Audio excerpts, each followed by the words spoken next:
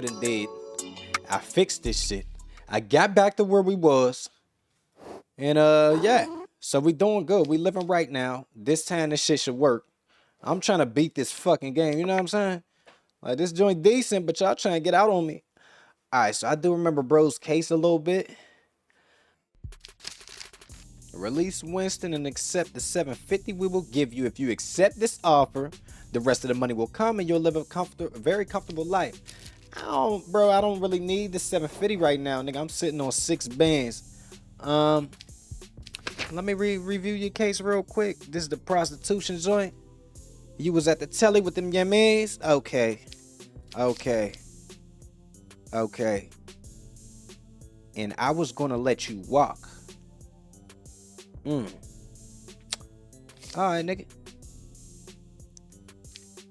Alright, let's let your man walk.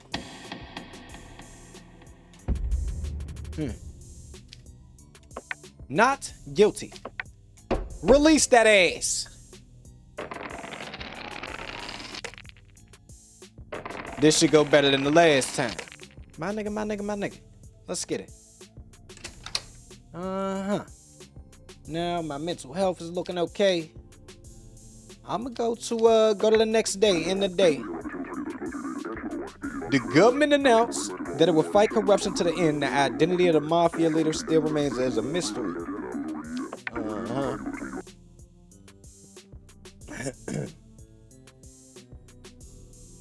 Week 9, case 2. Who was y'all niggas? Okay, so we got this nigga Oliver Mazikeen. Bro's 33. Criminal record, yes. Charges of theft. You know what I mean? Typical dumbass shit. 3 years ago, a person named Oliver Mazikeen, who was at the scene of a theft incident in an alley on Mumby Street, was detained as a suspect and was sentenced to 6 years in prison in the trial. 6 years for goddamn theft. Recently, a theft incident occurred again and the suspect was caught and taken into custody. Okay. What is he stealing? As a result of the suspect's statements, he stated that Oliver Mazikeen took responsibility for the crime for which he was convicted and that he actually committed the crime. The person named Frank Serb, who took responsibility for the incident, was brought to the police station to be questioned. That nigga Oliver said, hey, with the end of this month, I completed my 3rd year in prison. I tried to explain that I was innocent from the very beginning. However, because I was at the scene at that time and became the center of the targets, I was sitting in six goddamn years, half a dozen of them. After all this time, I had the opportunity to redeem myself. I hope the process works correctly this time. A nigga Frank said 3 years ago, I had my eye on a house on Mumby Street. I broke in through our window and stole some items and jewelry. As I was leaving, I heard a noise and thought the landlord saw me. I asked somebody passing by to hold what I had in my hand and I ran away. Oh my goodness. That's like a nigga, bro. He was hitting the crib. Somebody was walking past. He said, hey, my man, check it out. Hold this for me real quick. And got up out of there. That nigga is wild. Okay, so the man to whom I gave the materials was arrested before he realized what happened. I was happy to be saved, but my conscience was troubled. Now that I've been caught, I've confessed this. So Frank is saying he's guilty. Who the fuck is Frank? Where is Frank? Because we just see Oliver. Alright, theft. Wait, no, matter of fact, you're leaving. You're going off. You're going home. We don't got no evidence? No evidence? Let me go ahead. Talk to that boy. You stated in your statement that you were responsible for a burglary on Mumby Street 3 years ago. Is that true? Yes, Your Honor. I didn't want things to come to this point. I wish I had confessed before. You stated that you regretted putting the blame on Oliver. So why didn't you come and confess earlier? So I'm sending your ass up. I don't know. At that time, I did not feel remorseful for this, but after the last incident, I realized I regretted it and wanted to confess. I'm so sorry about Brother Oliver. It wasn't supposed to be like this. I'm sending his ass up. Oh, shit. I'm about to get arrested. Wait a goddamn minute. Bribe them boys. Whoa, y'all was gonna let me get sent up like that. Wait, send his ass up. I can't even click on it. He is not guilty. Come on home, partner. He coming home. Eee! What y'all need? Y'all niggas need something? Y'all need some Chex Mix snacks and shit? Alright, so I'ma go. I could run it up at the scene though. I'm scared though. Blow my money I worked hard to earn. Fuck all that. Okay, what bro on? Patrick Micky should be punished no matter what. He is responsible for the death of the person I love most in this life. If you do this, I'll give you $500. What the hell did he do? No criminal record. Alright. But you are not a citizen. I could deport that ass. Incitement to suicide. A person named Tiffany Helen recently committed suicide by jumping from the rooftop of the Holden Town shopping mall. Although the citizens at the scene tried to persuade Tiffany Helen not to commit suicide, it was claimed that Patrick Micky forced Tiffany Helen to commit suicide. How? What? How? Following the incident, the statements of the citizens were taken, and a person named Patrick Micky, who was alleged to be the instigator, was taken to the police station to be questioned. First of all, I did not force anyone to commit suicide. At that moment, what I thought, like others, was to dissuade the woman from committing suicide. I thought about applying reverse psychology and told her to jump off. Nigga. That's the last thing your man should have said. Like, yeah, that is incitement to suicide, player. But that's a tough case, though, because it's like, my request was that she should not jump off. I'm very sorry that this incident happened, but I do not consider myself guilty. Who the fuck is you to say you don't consider yourself guilty, nigga? I'm the judge. Watch how you talking in here. There was a misunderstanding about my actions. I ask that you please believe me. I see what you mean, playboy. I see what you mean. What the evidence at? What an incitement to suicide. I'm gonna find that. You get a 4-year jail sentence. 4 years. Send that man home. Or no, don't send his ass home. You are guilty. Whole 4-piece. Bye-bye. He's out of there. Ooh, 1,900. Then in 2 bands a week.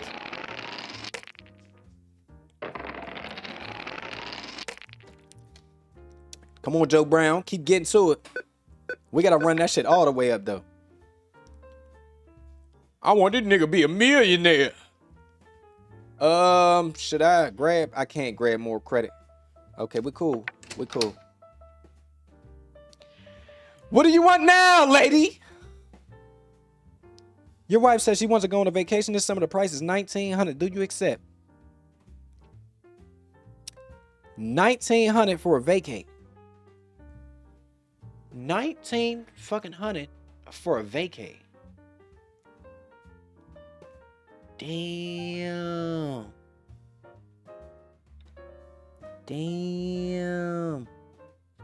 I'ma say yeah. I'ma say yeah.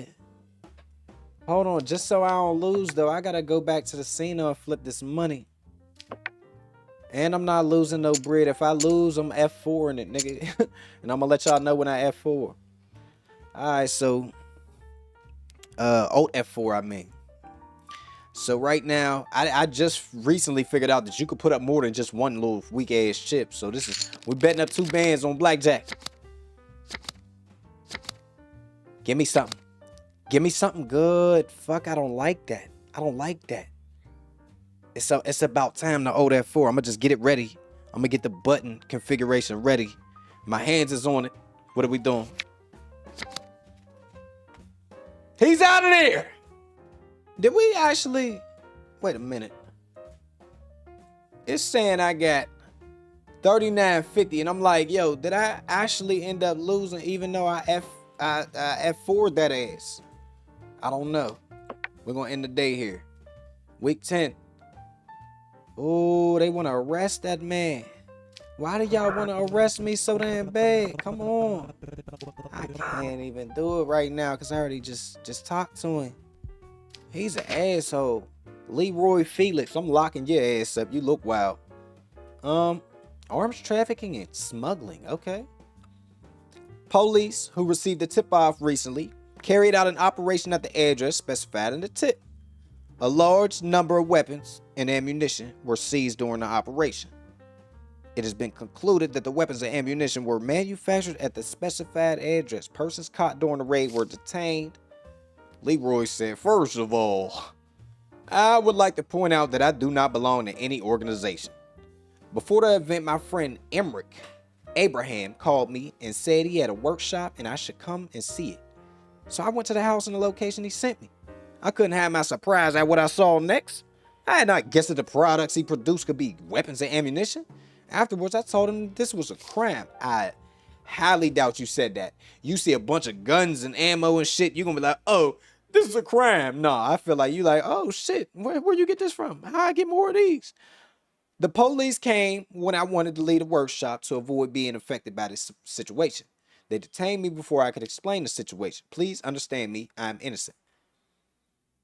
Emmerich said, Douglas Darien, a friend I had just met, invited me to his workshop, which he said belonged to him. When I asked him about the content of the workshop, he told me that it was an art workshop. Since I love art very much, I was curious and went to his workshop. I didn't know I would encounter something like this. Just as I was getting over my surprise and leaving the weapons workshop, police arrived. They detained him without giving him a chance to talk. I want to make it clear that I have nothing to do with the incident. And Douglas said, I am not guilty of the incident. Y'all all just talking stupid. Those responsible for this incident are individual. Ooh, he's straight up snitching. Leroy and Emmerich. Okay. So you don't really fuck with these niggas, I see. Okay, go and get your freedom. I respect it. If you don't like them niggas, throw them under the bus. It's only been a few days since I met these people, and they invited. He need that freedom. All right, to their workshop. I accepted their invitation, thinking it was an art workshop. After entering the workshop, I was speechless at what I saw. When I wanted to leave the scene, police came and quickly detained us. I have no connection with the workshop. I don't know who to believe. It's he versus he versus he. That's how Emmerich looks. Okay, so I don't believe you, nigga. What is on your criminal record? Oh, Douglas. But Douglas is saying them other niggas. Wait, is something wrong with him in the head? Oh, you can be deported. Bro can get deported. Okay. We'll see how we doing now. Huh. Get some evidence in there.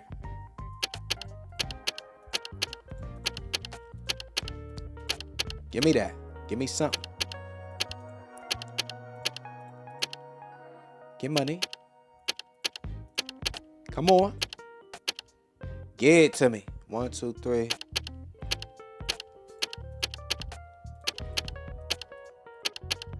Yo, stop playing with me.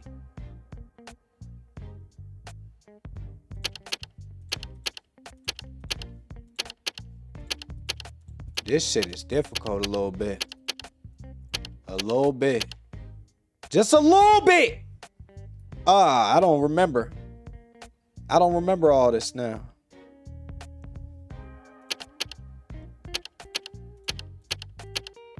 Oh, shit, I do. Oh, shit, I do. I just can't figure out this next part. I know where it's going. That's where you're going.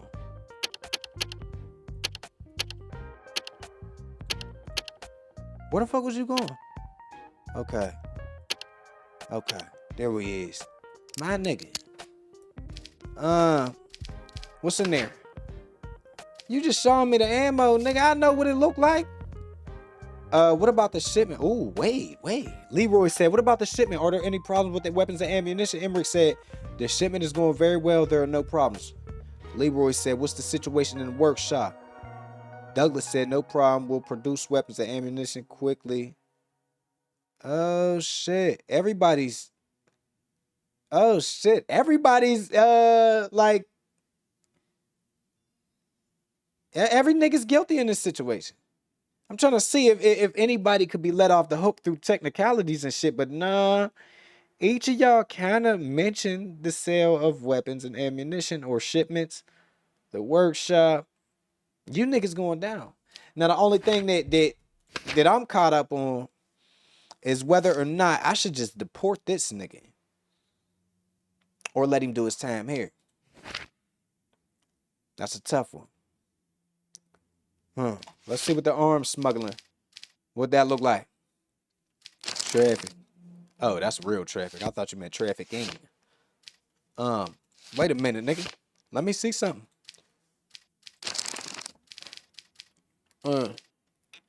Smuggling. Okay, arms trafficking and smuggling. You get a usual 10-piece and $100,000 fine, but other bro, Emerick, could possibly do 16 and a $400,000 fine just because he got a criminal record. Let me check y'all's goddamn things out one more time. So, bro, Leroy, you getting sent up. You're doing 10 years and a $100,000 fine.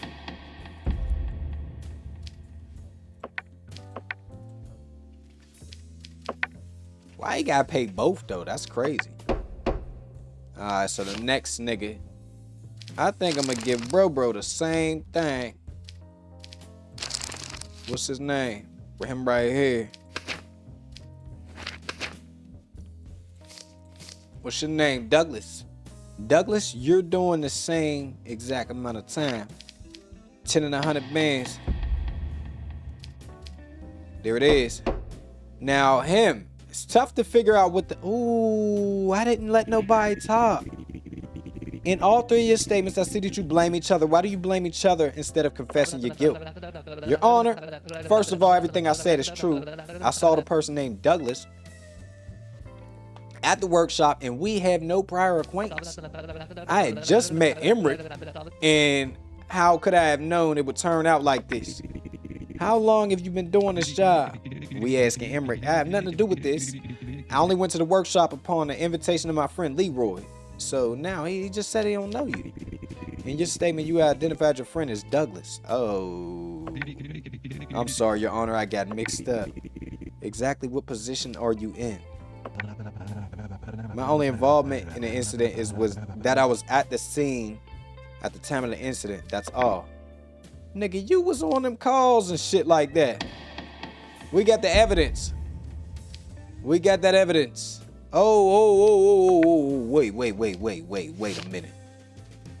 You get 16 and 400 bands. Unless I deport you, nigga. Man, that's a tough one.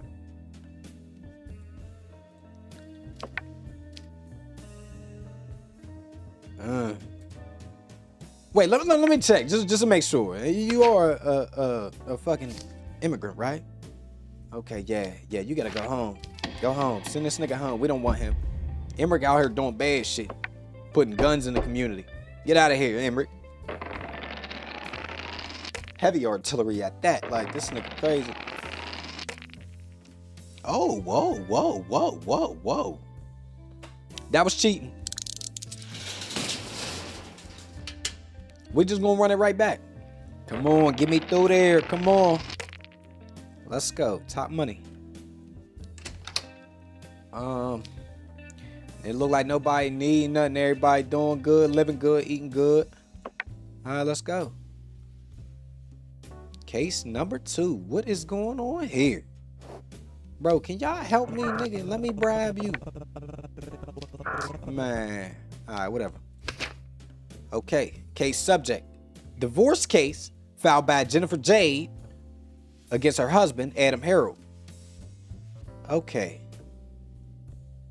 Jennifer Jade stated that she was subjected to violence by her husband, Adam Harold, and filed a petition for divorce. Jennifer Jade stated in her petition that the reason for her divorce was that the trust in her husband was shaken and that the promises her husband made to her as some marriage criterions were not fulfilled. Additionally, Jennifer Jade stated that she was faithful to her husband throughout their marriage and did not have any difficulty in fulfilling his wishes. Well, that's only like one side of the story. Oh, shit. Bruises and rashes due to impact in various parts of the body. God damn, broken pinky finger. You bitch. Okay, let me talk to some people. To Jennifer, could you briefly explain the promises your husband made to you as a marriage criterion? My husband lied to me about many things, including our sexual life. On what issues in your sex life did he lie to you? Adam and I promised each other before we got married that we would not have sexual intercourse, and he lied to me about many things, including the size of his penis. Wait. Why do you want to know what size his junk is? Yeah, the size of the junker. If you already said y'all wasn't fucking before we got married, that we would not. I'm so confused. So you're saying that once y'all get married, you're still not? That don't really bro, that makes zero sense. What type of religion is that? Is your husband's penis size the reason you wanted to end the marriage? Not only that, when my husband did not enjoy our sexual relationship, he used violence against me without my consent and blamed it on his incompetence. Oh, I'm giving this nigga. Oh no, they gonna kill me if I do him too wrong. They gonna arrest me. Damn, I want to give this nigga 100 years. Is it true that you use violence against your wife? My wife argued that my penis size was below average and she constantly used this against me. Once, she threatened to tell this to my friends. Nigga, I don't even know what to tell you, bro. So I just suggested, go get the pump, nigga, that's all you need. A little, just inflate him up. So I suggested that she could have sex with a friend of mine and that she could enjoy. I actually take that back, nigga. Don't none of y'all go grabbing no pumps. That shit sound crazy. And that she could enjoy our sex life more. She said she was open to it. She said this situation would not harm our relationship. Then she asked me to watch them while she was having sex with my friend. In the face of this statement, I accepted his request. But while watching them, I succumbed to my anger and committed violence against my wife. This nigga was doing some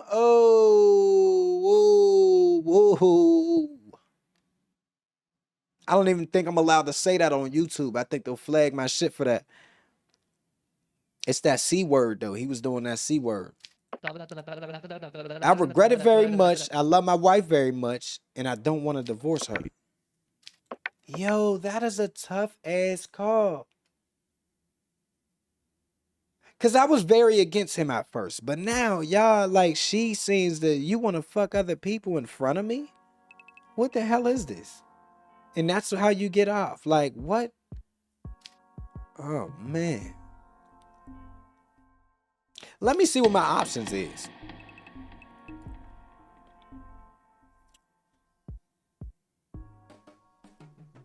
Whoo.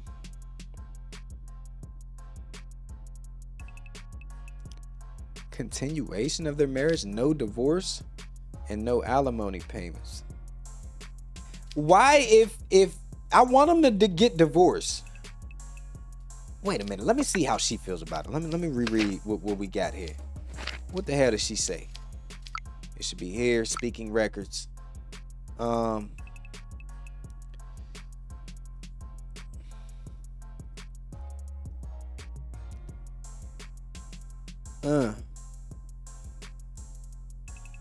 He regrets it.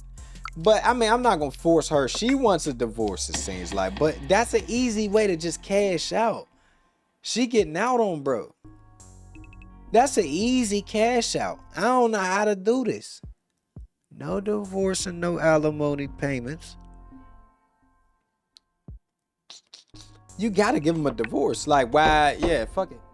Why wouldn't you? I feel like I can't keep him in locked in that shit. Let's get it. On to the next one. Next case. Go get it. This man killing shit. Let's go. Ooh, looking like me and shit. What's up with it, pimpin'? Esteban Albon. And you do got a criminal record. A person named Arturo Max, who thought that his vehicle had a mechanical fault, took his vehicle to the repair shop called Regular Auto to detect and fix the problem. After 2 days, the repair shop notified Arturo Max that the repairs were completed and stated that he could take delivery of the vehicle. Arturo Max, who received the vehicle, wanted to sell the vehicle 1 week later. He received a report about the vehicle from the expert company before the sale. The person named Arturo Max, who saw that 3 parts of the vehicle were changed in the report, filed a lawsuit against a repair shop called Regular Auto, which he held responsible. Arturo said, it's been about 1 month since I purchased my V. Since the malfunction light came on, I took it to the repair shop called Regular Auto. They said there was a simple mechanical fault in the vehicle. They repaired and delivered my vehicle within 2 days. Afterwards, I decided to sell the vehicle and apply for an expert. The expert report revealed that there were 3 changed parts. This is not possible because I bought my vehicle from the dealer with 0 kilometers. Where the hell is y'all located? Y'all niggas in UK or something, huh? I think it was replaced at the repair shop. When the vehicle came to us, the malfunction light was on. We said we could fix it and deliver it in a day or 2. And we did. We were very surprised when we received notice that a lawsuit had been filed against us. We did not remove or replace any parts from the vehicle. We think that the victimization is due to the irresponsibility of the vehicle owner. These accusations are great slanders against a reputable corporate company like us. I need evidence. I do. There got to be some evidence. Okay, so. Mom. Right there. What you doing with it? What he doing with it? Get money. Okay, so what do we have here? Expertise report from the time the vehicle was purchased. The original. Or fake. What the fuck you mean? Appraisal report after repair.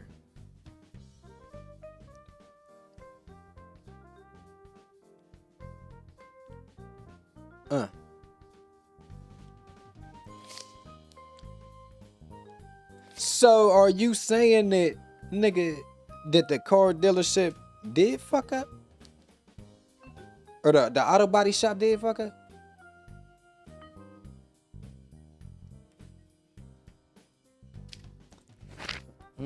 I want to ask questions. You stated that the problem was caused by the irresponsibility of the vehicle owner. Can you explain more what this means? Your Honor, we are a large company that repairs on average 50 vehicles a day. We are not the addressee of such an accusation. The reason I say this is because the vehicle owner does not care about his vehicle. Could you explain a little more? I think he may have experienced this grievance at any repair shop he took his vehicle to before. I recommend him to choose the repair shops he takes his vehicle to more carefully. How can you prove this? Like, what do you mean? I'ma get that nigga his money. Wait, Esteban? Why is Esteban going to jail? Why is this a criminal proceeding? Like, what? What? Oh, he does have a criminal record, too. Oh, but this is fraud. Oh, fraud. Okay. My nigga. How we get the fraud? It's in here somewhere. Fraud. Aggravated. 10 years. Damn. This nigga gotta do a damn? Just for that? Yo, that is not worth it, nigga. Oh, man. You could have did something way cooler than that. 2 bands.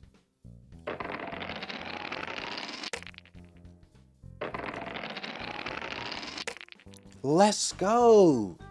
My luck is crazy right now. I'm loving it. Please don't take all my cheese. I know I owe credit payments. I know I do. Car installment is a band. Whoa, I only got 500 left. Oh, that's 500 in my bank. Ooh, I'm big paid, nigga. What you saying? Big cheese. Oh, yeah, give me that. Oh, yeah. Fuck all that. This nigga paid now. He's done losing money. He earning too much. All right, but what I do gotta do, I gotta talk to one of them cops. Let me rap to you, pimpin'. Right here. Get that man a bribe. Here it is. Look, we safe now. We in the clear. Get money. Jessica Groumbert. 33. No criminal record. And you are nuts. All right, cool. Insult, beating, home invasion. Whoa, whoa, whoa. The incident, so this is the first time I believe that I've seen numerous crimes. Like I'm gonna have to tack on, do a little bit of addition and shit like that. The incident took place in the evening at the restaurant belonging to Philip Monroe. The incident calmed down with the intervention of eyewitnesses, and then the police were called and asked for help. After Philip Monroe filed a complaint, Jessica Groumbert was caught and taken into custody. Philip said, first of all, I would like to say that I am in the right. I don't quite understand why she attacked me. I was just doing my job at my restaurant. Suddenly, she entered my restaurant, screaming my name, and started attacking me. Even though I told her to calm down, she continued to punch me. The incident calmed down with the intervention of my customers. Afterwards, I called the police and asked for help. She said, first of all, I would like to say that I am in the right. The main reason I did this was because the other day, Freud, first, both of y'all stop with that in the right shit, bitch. I'll make that call. Nigga. Phil, Jessica, sit down. You gotta hit the little order joint. All right, so I did this was because the main reason I did this was because the other day I was spending time at home with my new boyfriend. We wanted to order food, and we ordered from Philip's Sushi, a restaurant with an average rating. The app said the order time was 20 to 30 minutes, and my friend was in a hurry. They brought our order an hour and a half later, and of course, my friend had already left by then. And you attacked him for that. I'm giving you, you're wrong as hell. When I sent a message to meet up the next day, he told me that he was not available, and I was very angry about the situation. If we had been able to have dinner together in the evening, this would not have happened. That's why I went to the restaurant and attacked the person I met. I just wanted them to stay, but this food situation broke everything. You're actually crazy, though. Okay, so maybe we do got to put her in one of them your means. She don't got no criminal record. I was eating my favorite sushi at the restaurant called Philip's Sushi, which is one of my daily routines. Suddenly, I saw a woman enter the place screaming. She was swearing and shouting Philip. She ran towards Philip and is also a dear friend of mine and started attacking him by swearing and punching him. I separated them, and then the woman left the place. Then we notified the police. Okay, so do we got evidence? No evidence. I want to see some footage of you fucking him up. Let me talk to you. You said you ain't know the owner of the restaurant, but you said you entered the restaurant shouting his name. Is that true? No, it isn't, Your Honor. I don't know the owner of the restaurant. I ain't swearing nothing. I attacked the first uniformed person I saw just because of my anger at that moment. That is all. Oh, that is a tough one, though. I get what you're saying. Like, she could have known, dude. Either way, she's getting, she's insane. Send for treatment. Got to.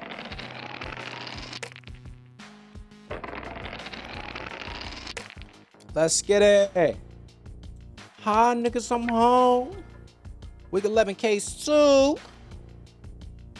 Oh, shit. What's up with y'all? What is y'all on? Compensation lawsuit filed by a person named Matt Geller against a person named Julia Armstorn. What type of last name is that? A person named Julia Armstorn, who wanted to break up with her boyfriend, filed a lawsuit saying that her boyfriend did not want to break up with her and threatened to blackmail her. It was stated that their relationship lasted approximately for 1 year. Matt Geller, the boyfriend, filed a lawsuit against Julia Armstorn for damages worth 50 bands due to her unfair accusations. When we started a relationship with Matt, everything was great. I thought he was the right person for me. We made a lot of memories in a short time. And since we got along well, we decided to move in together. Our home life was good at first, but after a month, we started fighting constantly. I realized that I didn't know him until we lived in the same house. He was very lazy. He would lie down all day without moving a muscle, even when there was dirt everywhere. When I told him that we should do things like cleaning and cooking together in our free time, he said he was too tired and just lay down. So is this man working, or is he just literally laying down all day? What the fuck is he doing? However, we were also starting to have money problems. After a while, the most important issue emerged. He had kept telling me that we had done everything and that he no longer enjoyed sex and that we should look for different pleasures. I would do anything for him, but it was very difficult to do the things he wanted from me without asking for them myself. He started to ask questions such as, why don't you do something that I'd like to? Don't you love me? What the fuck is he talking about? I don't understand where we're going with this. And why is it so much sexual shit now? We decided to break up after a while, but he did not delete the sexual pictures and videos of me. Ha! He told me that he misses me about a week after our separation. He acted like we never broke up. And when I reminded him of that, he threatened me to spread the photos and videos he had to all my friends on the internet. Oh yeah, I'm locking this nigga the fuck up. I love Julia very much, and I think everything is going very well. The only problem in our relationship is that she takes some little things too seriously. After I eat in bed, she argues with me when she sees that I don't clean the house when it gets dusty. But such things are not a problem for me and do not require cleaning. If it bothers her, she should clean it herself. What the fuck, nigga? Nah, it's got to be compromised, bro. That's why y'all in it together. Like, it's like you can't be sitting around with plates and bowls by the bed and shit, like, just because you feel like you can live that way. You know what I'm saying? Like, all right, we argue when I say these things, but then we continue as if nothing happened. I think there is no problem. We started living together in the middle of a relationship. Naturally, we tried everything we could in bed. When I go to her with different ideas, she always acts offended and rejects them. I just want to discover new pleasures together. Afterwards, she wanted to break up with me. Since I didn't want to lose her, I told her that I love her and miss her very much. But what about you threatening to post and blackmailing the shit? Posting videos. Sexual videos and images and photos of Julia Armstorn. Oh, y'all niggas is wildin'. Y'all niggas is really, hold on, let me see something. Oh, all right. Yeah, but conversation between Julia Armstorn and Matt Geller from her phone. Julia, how are you? Why do you care? We broke up already. Nope, we didn't break up. Oh, this nigga is a weirdo and I don't like him. I'll block you. Don't write to me again. Block me and I will share all I have about you. I'll humiliate you. Let's try it if you want. Are you threatening me? No. Just a little reminder. Nigga, that is totally a threat. Yeah, I want this man to do some time. Why do you still keep photos and videos of your girlfriend even though she asked you to delete them? Now if here's the thing, right? If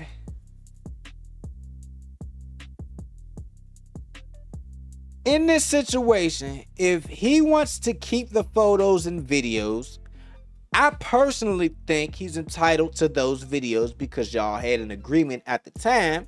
You was cool with it.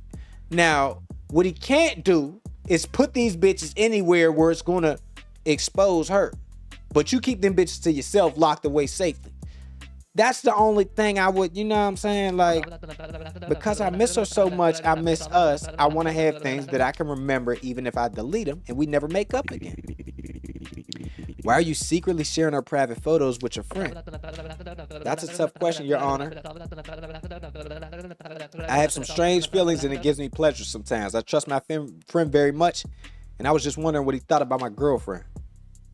Bro, I'm not showing... No, all right. Like, what do you get out of that? I thought that if there were good comments and my girlfriend was ready to try new things, it could lead to other things. But now I realize how ridiculous it was to do it without her notice. Oh, my bad. Okay, so, what we got here? What we got? Let me check my emails. All right, so... let's see what we can give these niggas. Oh, yeah, you gotta pay up. Weird ass nigga. Get him out of here. Let's go. That was the easiest case on this whole joint. Literally. That was so black and white. All right, we ready? Next one, let's go. Oh, he's a mean little fucker. All right. High treason.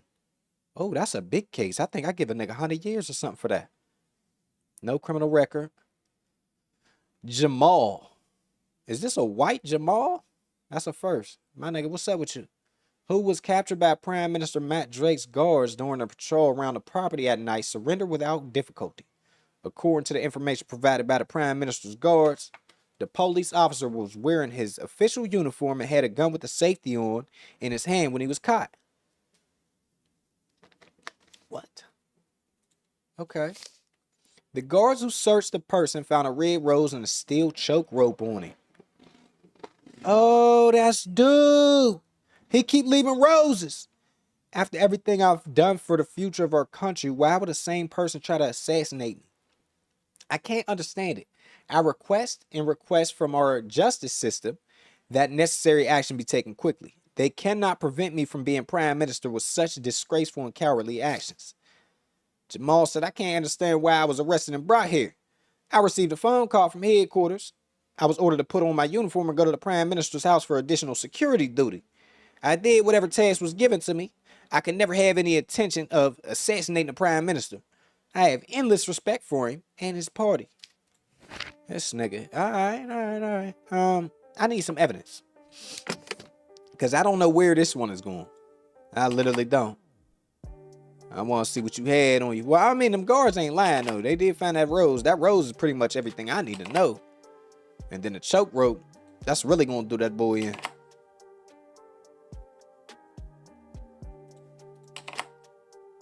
Let's get it. Okay, they found that. And the wire joint. And a pistol. Yeah, what's up with that high treason? Let's scroll through this book here. What we got here?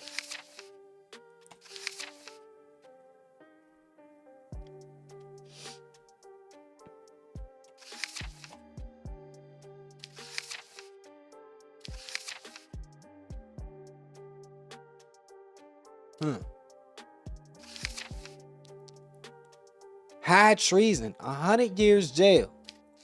What is your goddamn criminal record? This nigga get 100 years. Hold up, let me ask you something. Before I give you a whole century in that motherfucker, I need to know. At least let him talk. The exact same rose found on the corpses in previous assassinations was found on you. How will you explain this? Your Honor, since you asked me that, I'll tell you. It was my girlfriend's birthday. I didn't have time to buy her a present. While I was on my way to duty, I saw a beautiful rose on the side of the road and put the rose in the inner pocket of my uniform to give it to my girlfriend. I didn't know that this rose was the same species as the roses found in previous murders. It was a big coincidence for me, too. And was the steel wire on it a coincidence? I always take into consideration all positive and negative situations as a professional habit. This is just an extra precaution. In your statement, you said you went on orders from the center. However, it was accepted that there was no such order from the center.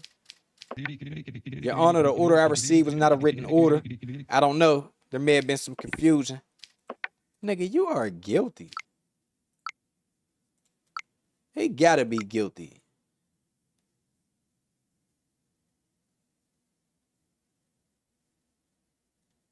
Huh? Matt Geller, does loving someone cost $50,000? Didn't your conscience ever hurt when you made this decision? I did whatever he wanted. What I got in return was nothing and a $50,000 fine on top of that. I cannot find words to say. Nigga, shut up. You mad at me? Are you mad at me? All right, Jamal. Gotta go. Whole 100 of them. Get that man 100 years. Just as you were making your judgment, a man's strange movements caught your eye. Who that? Who? Oh, niggas are dumping. Ooh, shit. Ooh. They splatter the suspect? Hold up, bro. This shit getting deep and twisty as hell, though. I don't know who this mafia, who behind the mafia have we already encountered, bro? That'd be crazy if it was somebody we already had in the courtroom. All right, I'm taking that out.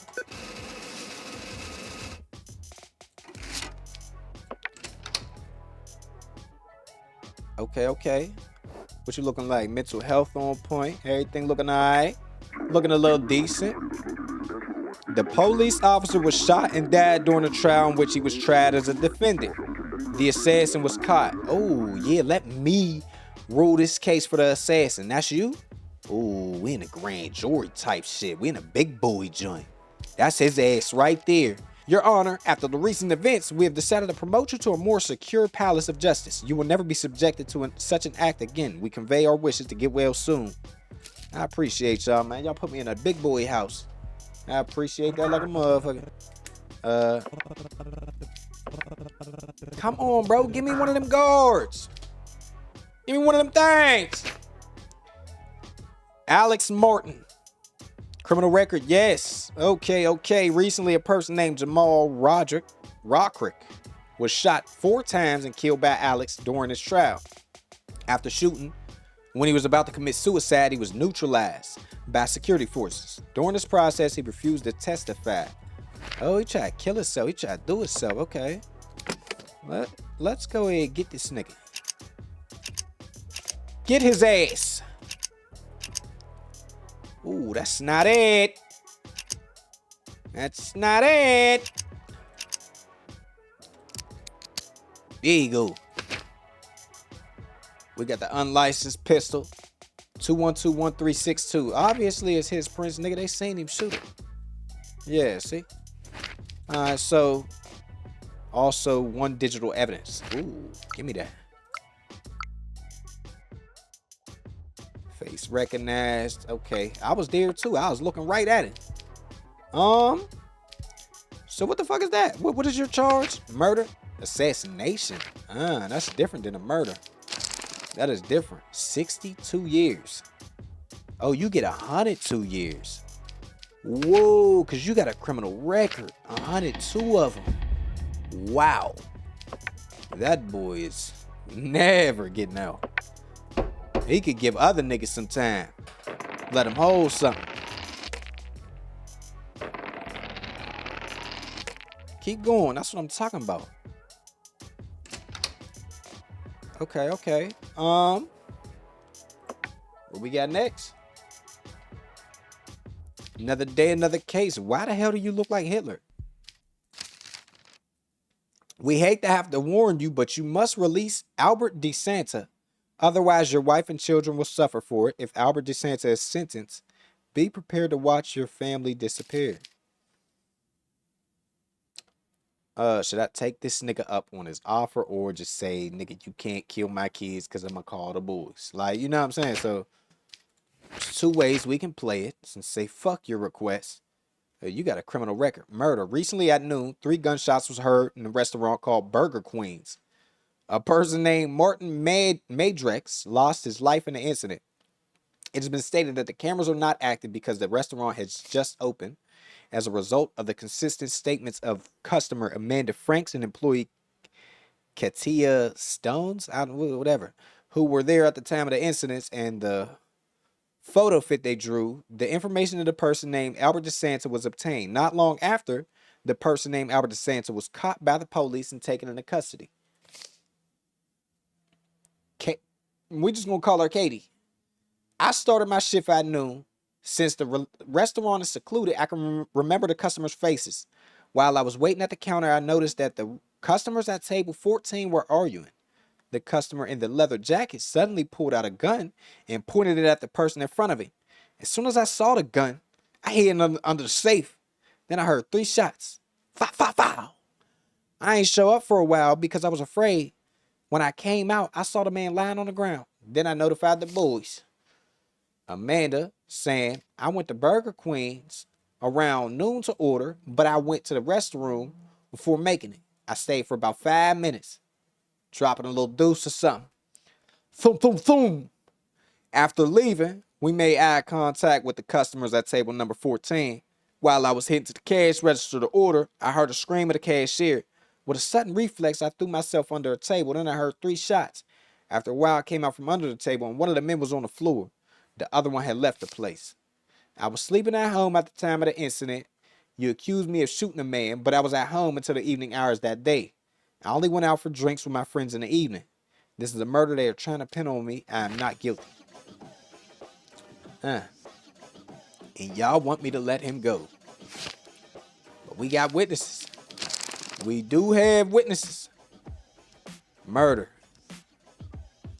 26 years. That's flat out murder, ain't it? What did you get? Let me see what they calling this. Yep. You get 26 something. I'm scared. I hope these niggas don't try to kill my peoples like they just said. Guilty. 26 holds.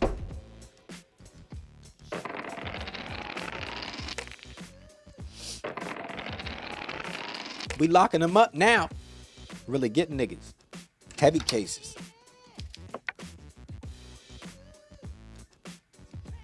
Whoa, my mans, look like you need help. Yeah, look. Bro, definitely need help. Recently, Aisha Ellery, the wife of Stuart Ellery, notified the police after not hearing from her husband for a long time. You kidnapped a man? I thought he was going to say he kidnapped the wife. As a result of the extensive searches carried out by the police, it was determined that Stuart Ellery left his workplace and headed towards his home. Security cameras on the route of his home were examined, and it was determined that Stuart was put into a black minibus without his consent. As a result of the intense work of the police, Joseph Gray, the owner of the minibus in which Stuart was kidnapped, was caught and taken into custody. As a result of the searches carried out in the house of Joseph Gray, Stuart Ellery was found unconscious with his hands, feet, and mouth tied in the secret compartment of the house. In addition, many people were found dead or unconscious in other secret... Wait, what? He said, first of all, I would like to state that I am definitely not a murderer. I only treat sick people who are on their deathbed. While doing this, I do not ignore their consent. I provide them with the opportunity to continue living. This is an opportunity for them. I am not crazy. I don't force anyone to do anything. Wait, so how many charges do you get? Like, how many bodies? What is he talking about?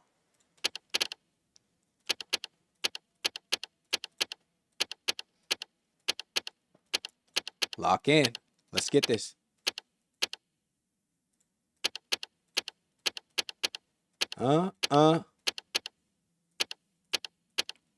Here it is. Give me something. Give me some shit. Wait, what?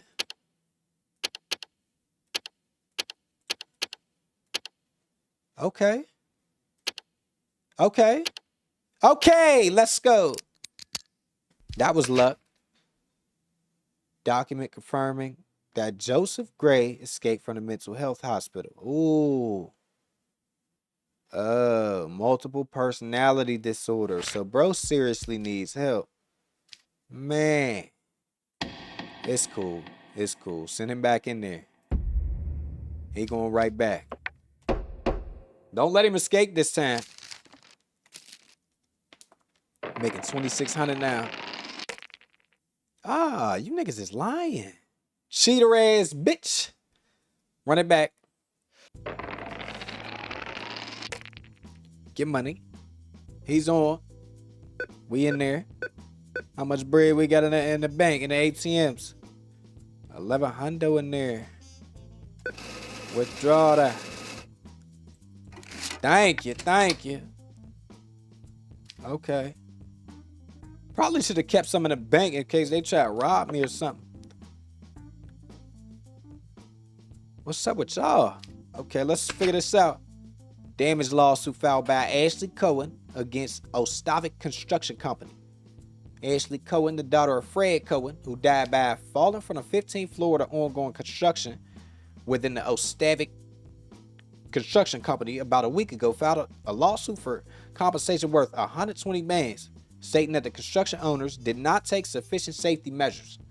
Relevant units carried out the investigations and added the results to the examination report. On behalf of Ostavic, attorney David Hamilton is featured. Okay. Ashley Cowen. I was taking my child to school the day the accident happened. The call came and they said that my father had an accident at work and was taken to the hospital. When I reached the hospital, They gave me the news of my father's death. I couldn't see my father on the first day because he was being examined, but the next day, I saw his terrible state in the morgue. Those who did this should never see the light of day.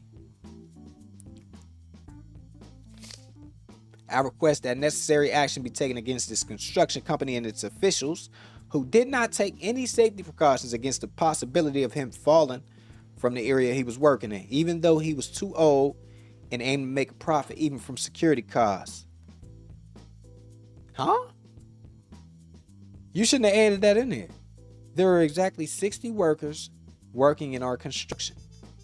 None of these people fail to prioritize their own safety. This is exactly what should happen. However, the employee named Fred Cowen constantly endangered the safety of himself and his friends by being too hasty in everything he did. The accident was entirely his fault. Only iron fences were built around the building construction. There are no signs to deter pedestrians passing near the construction site. Employees have sufficient protective equipment. Good. As a matter of fact, it has been observed that employees who are required to use protective equipment, even if not during working hours, do not use it. Oh, y'all gotta, no. But you gotta enforce that though on your peoples. Whether it be a supervisor, whatever the fuck. There is no safety rope on a scaffolding built around the building to prevent the working teams from falling. Sound like y'all niggas got a lot of hazards. All the damage occurred in the upper part because the person hit the ground head first while falling. The brain was critically damaged and the person died instantly. Sheesh. Man. Oh, I ain't get to ask nobody nothing. Hold up. I can't ask y'all nothing? That's crazy. Oh, man.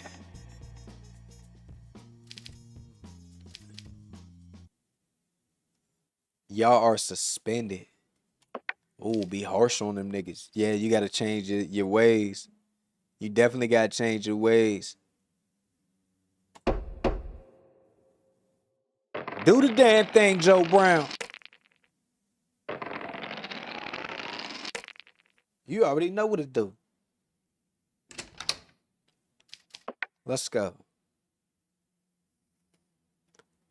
Oh, we know what happened here. Why did you do it? Like, what's going on with y'all? I know who the suspect is. Valentine. And you do have a criminal record. Beating. Recently, Vinny. And why y'all standing together? Y'all should be at opposite tables. He made a report to the police. Or Vinny Plaws made a report to the police and stated that her husband was violent towards her. The police went to the house where Vinny Plaws and Valentine Plaws. Valentine. How the fuck? I don't know. Lived, checked the situation and seriously warned a person named Valentine Plaws. The next day, Vinny Plaws, y'all should switch fucking names, the man and woman, notified the police again and reported the same situation, and the police went to the house where the couple lived to detain the person named Valentine. Vinny Plaws stated that she had a complaint against her husband.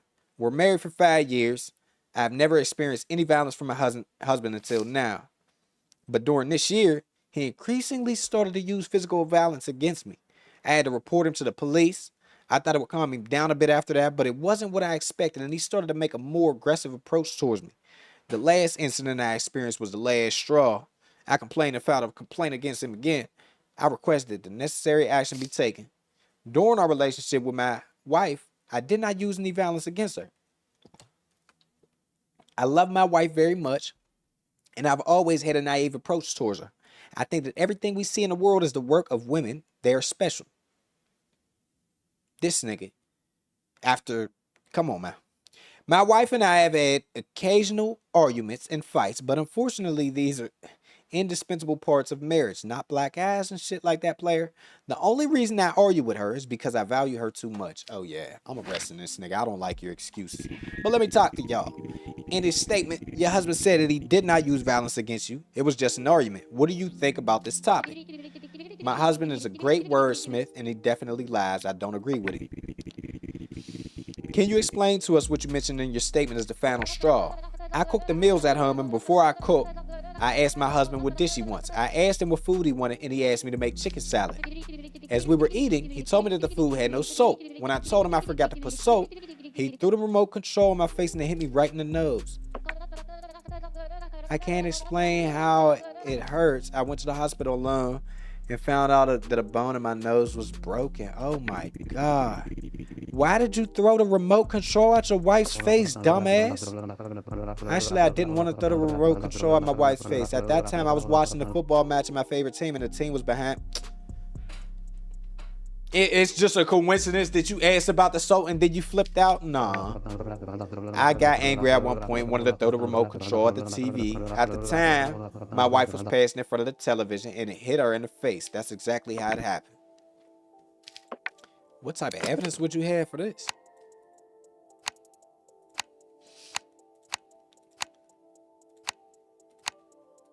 What we got here? No? How we do it? How we do it?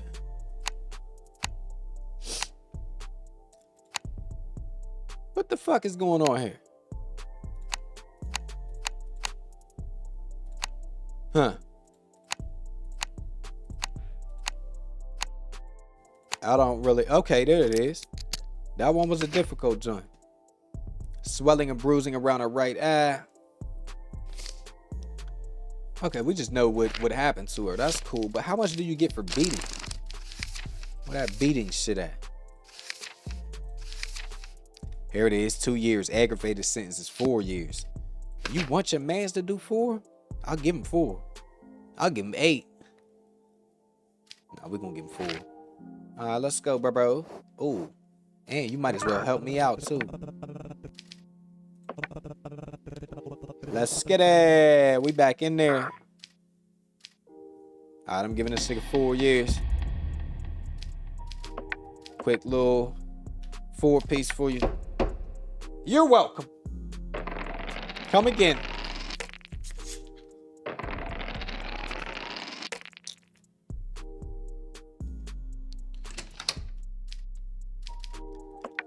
Keep getting to it. Bill passed. Penalty reduction has been arrived for criminals over 50 years of age. Oh, wow. Something else to take into consideration when niggas is past 50. Turn that time down. Take it easy on them. Jean Isaac, she's 23. No criminal record. Right, recently an abnormal money flow was detected. This is a cybercrime.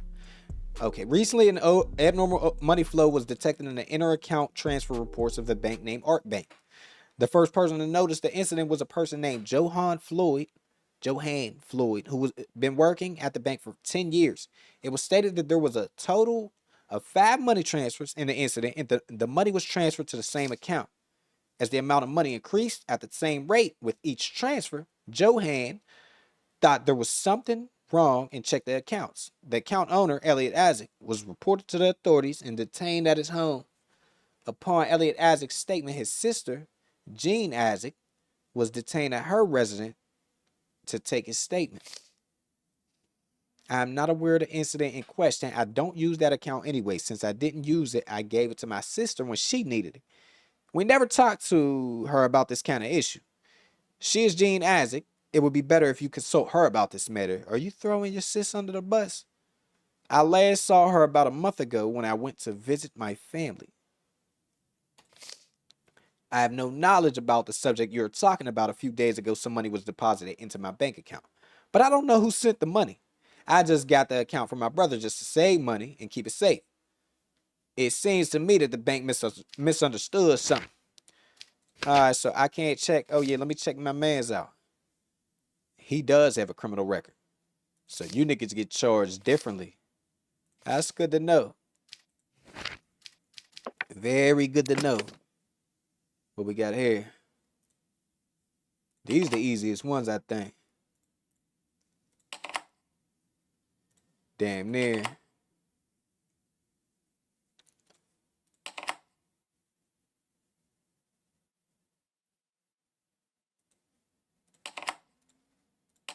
Get money. Okay, so what type of evidence niggas got? The bit number of the IP address that made a cyber attack on the bank. Correspondence of bit numbers to IP numbers. What the fuck does this even mean? IP address number of Elliot. 172.164.254. Oh shit. Oh, what that so that means it's Broden. I'm assuming that's what that there mean. Gene Isaac. Oh wait, that's the woman. Oh shit. Why do we have your IP address? Damn, that's tough, man. Damn. So I'm gonna say Elliot is probably not guilty. I hope I'm right about this. Elliot not guilty? And she is guilty? Oh, wait, I don't know how much I'm gonna charge her. Hold on, my bad. What the fuck is this case called? Cybercrime. All right, we got a cybercrime over here. Cybercrime. All right, 4 years. Quick 4-piece. She do a 4. I hope I'm right, nigga. This one difficult.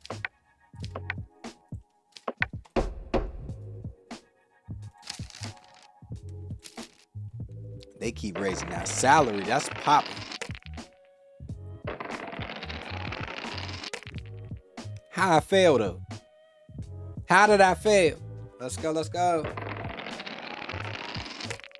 Finally. That's what I'm talking about.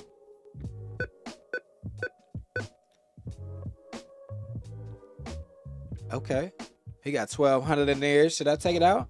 I'm leaving some bread in there. Yeah, I'm continuing. Whoa. Oh, they like that. They like my decision. My peoples. Thank y'all. Thank y'all. Good shit. That was a tricky one, though. Ooh. 2 felons. What's up with y'all? Thomas Daniel and George Reese. Don't forget these names. If these people are punished for the crimes they tried for, you have to walk around looking at this shitty ass. That shitty ass for the rest of your life. Think of these guys as the center of a city. If the city center disappears, the city also disappears. If the city is destroyed, you will be destroyed too, Judge. Bro, it's the same nigga sending threats. My family ain't still been harmed yet. I ain't really scared of none of that. He's saying all that shit ain't did nothing yet. Okay, so what I'm gonna do is, he has a criminal record, George Reese. I'm throwing you under the jail. In recent weeks, a person named Lisa Margaret went to the police forces and claimed that individuals named George Reese and Thomas Daniel were forcing her into prostitution. Thereupon, police followed the individuals named George and Thomas, who were thought to organize the prostitution ring. The police, in agreement with Lisa, placed voice recorders on the person. It has been determined that the gang secretly smuggles women from foreign countries by land and sea intermittently. During simultaneous operations, persons named George and Thomas were caught and detained. I wanted to go abroad because there was not enough job opportunities in my own country. While doing research, I met people named Thomas Daniel and George Reese on the internet. They introduced themselves to me as businessmen and said they would help me with passports and visas to enter the Banana Republic.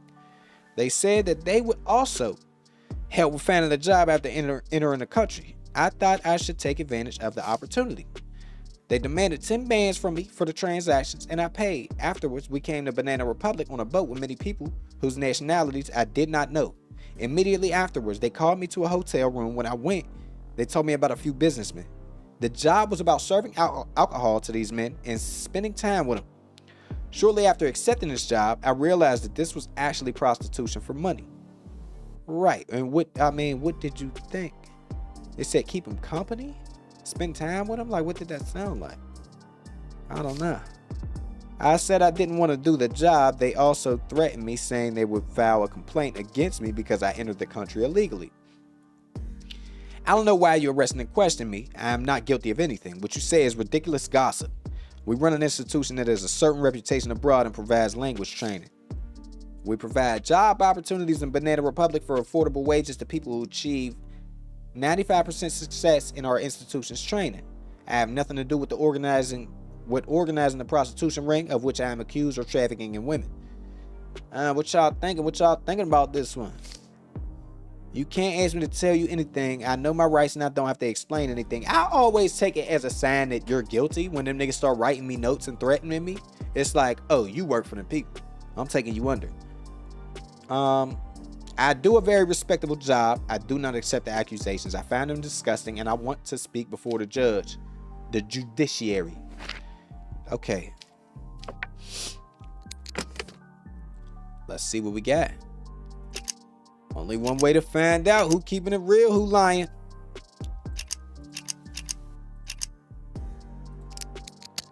Uh-oh, look, it looked like his eyes got bigger when he seen me clack that thing open. Fake passports and IDs found in the homes of them boys. Ooh, I should definitely get you niggas. Okay, so wait, I'm getting on multiple charges. Hold up. Let me do this. Hold up. So we get human trafficking, organized prostitution. And let me see y'all's criminal records. Both of y'all got criminal records? Perfect. That is perfect.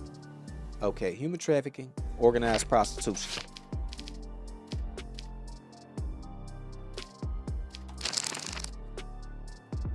$12 years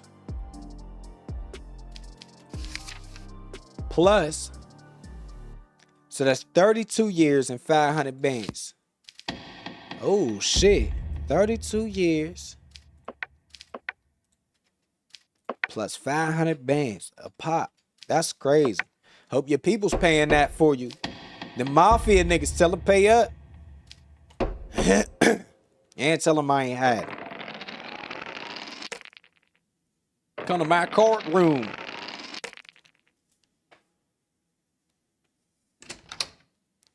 Let's go. As a result of the depression caused by the economic crisis, people took to the streets.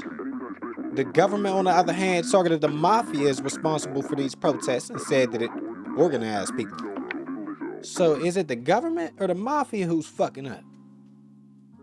Okay, we got a little story building up. The issue of Jack Bowman's inheritance not being shared among family members. Who took it up? Abby. We got Abby, Casey, and Lily. Okay. After Jack Bowman's death, his three daughters inherited assets worth $81 million. Before his death, he informed his lawyer that he would distribute his assets in his will. While preparing his will, he died of a heart attack before completing it. Bro, 81 million, what the fuck? What's the issue? Just share that shit. Thereupon, lawyer Jaden Haywood decided to take the matter to court. Who's guilty? Mention testament. I am Jack Bowman. I give away all my wealth to my most beautiful daughter.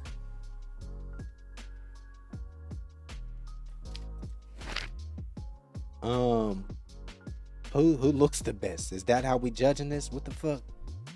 Man, that's difficult. Who do you think your father was referring to? My father always loved me as my beautiful. He definitely means me. Who do you think your father was referring to? He's asking Casey now. I participated in the beauty contest. My father emphasizes this. I can't even make a call on it. I don't know who is the most beautiful. Who do you think your father was referring to? My name means beautiful because my father knew this. He wrote it this way in his will. She's the last one. She's the worst looking one, if that's what we're saying. Let me see what it said again. Hi, to my most beautiful daughter. No, he didn't say to beautiful. Your name meaning beautiful. No, that's not what he said. You're lying. It's out of these two. And maybe Casey is the best looking. Maybe? I don't know.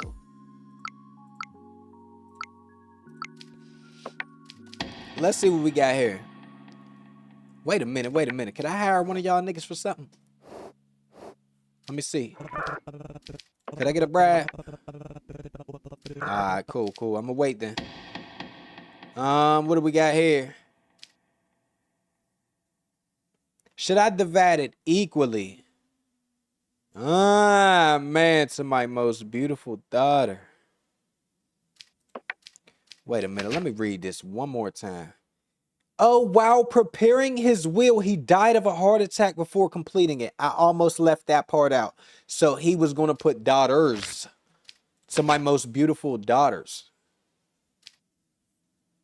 But why is it ...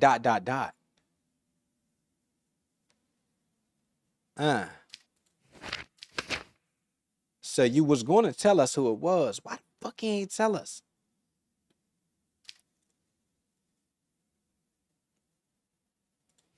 That's crazy, bro. That's really wild.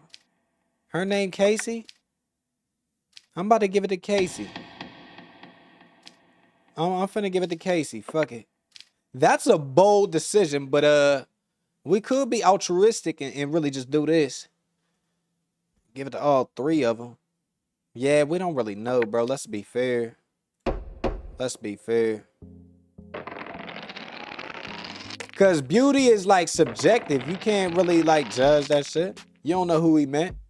What if he thought somebody else was more beautiful?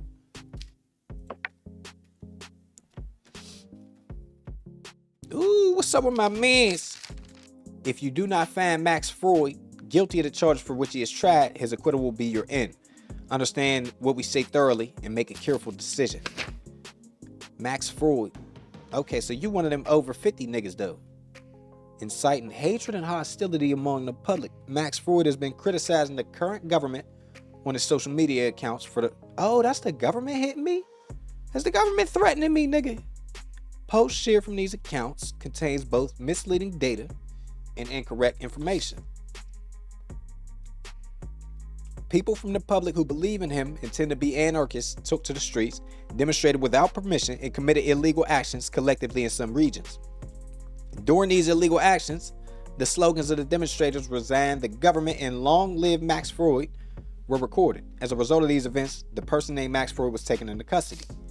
I did not commit any crime. I simply exercised my right to freedom of expression in our country and pointed out the aspects of the government that I did not like. I would expect statesmen to take these statements of mine as constructive criticism, not as threats. In conclusion, you can judge me for criticizing, but you cannot interfere with people's freedom of expression.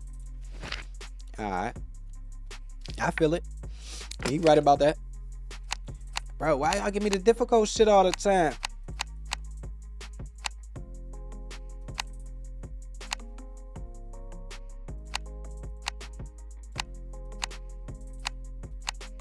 No?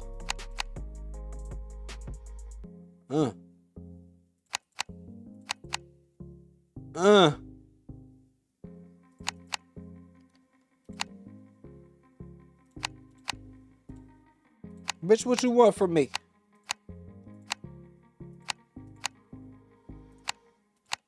Ooh, look at him go. Post made by the individual. Isn't it time to put a stop to this happening? Now is the time to show the power of the people. Let's gather for action tomorrow and show them who's boss. Time to protest. Is a protest wrong? Is that illegal?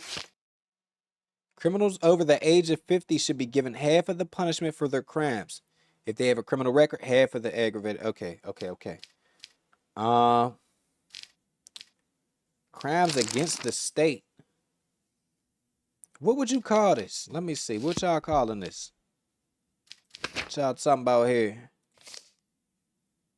Inciting hatred and hostility. I didn't see no instance of my man inciting hate or hostility among niggas. So I really feel like we lack proof on that type tip.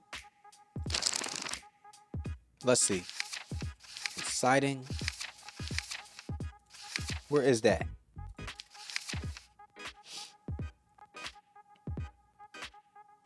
Here it is. They're saying you get 14 years for that. He did not incite no goddamn hate. I'm not charging you, bro. I don't think I'm is. Pretty Max, you not guilty, man. Go on home. Go and lay it down.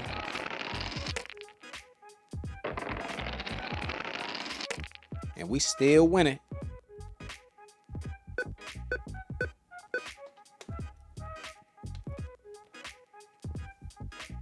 $1,300. I could keep the bread in there. I don't know. How much I got on me? 50-50. I'm going to take some cheese out. Go ahead and take a little something. See, I knew somebody was going to ask for something. New average weekly household cost is $2 Says they don't get along with the neighbors and want to move to a new house. If you move to a new home, weekly household expenses, they going to quadruple. The next week's payment will be at the new price. Your sanity will drop severely if you don't do this. Fuck, I got y'all. I can't at least get rewarded, make my shit go up. That's crazy. Man, they about to tax me. Oh yeah, I think it's time to we might have to hit the casino again soon. What's up with you? Jeremy Jean. Beating and extortion. The incident took place in the evening on 11 Rose Street near the Congress Center. A person named Melanie Ruby, who was walking on the street, was beaten up. Another woman stopped beating it and some money was stolen. As a result of the investigations carried out by the police, the person responsible for the incident, named Jeremy Jean, was taken into custody. Melanie said it was evening. I was returning home from the market. I passed by the Congress building. At that moment, somebody blocked me and started hitting me with a hard object in his hand. The last thing I remember was resisting not to give up my bag. Afterwards, I fainted and dozens of people waited over me until I woke up and informed the police. It was evening time. This from Brother Jeremy. Well, you ain't my brother, bitch ass nigga. It was evening time and I couldn't find food for a long time. I saw a woman coming out of the market. I have no idea who she is. I thought she might be a good person and asked her for something to feed me. I didn't even have the strength to stand anymore. She ignored what I said and continued on her way. I got very angry and found a piece of wood and blocked her path ahead. I hit her and... Oh, whoa. I want to throw you in jail, but you already see what it is, bro. He needs help. And right here, all criminals with a negative mental health test must be sent to treatment without penalty. That is a rule in this motherfucker. So, you gotta send my mans up. That's cool.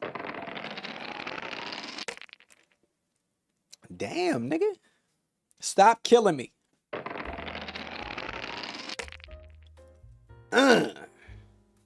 Killing that shit. All right.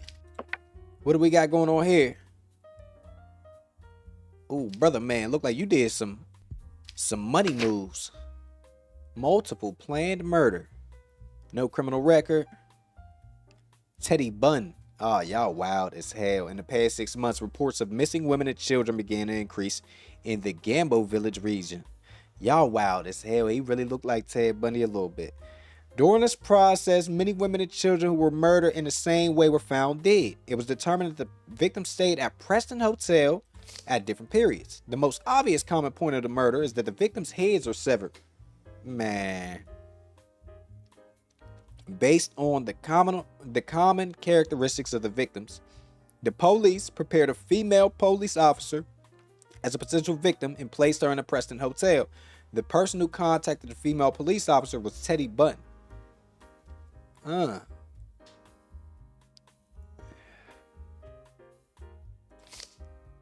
Teddy Bunn, who showed an aggressive attitude after inviting the officer to his room and tried to tie her to a chair, was caught with the inner... Oh, cool. Y'all put an undercover on him. Oh, yeah, they got you. The accusations I'm exposed to are very serious. My goal was to just fulfill a sexual fantasy of mine. Without consent, that's still weird. I've heard of murders in the area, but they have nothing to do with me. I am not a murderer. I'm just someone who wants to experience different pleasures. So even if you weren't... Bro, even if he didn't body her, that was going to be that, you know... Yeah, that R word. I can't really, you know what I mean? So, yeah, that's already, bro. You're wild as fuck. Y'all gonna make me do this again? Y'all really gonna make me do this? It's cool. I'll do it. Oh, I'll do it. Oh,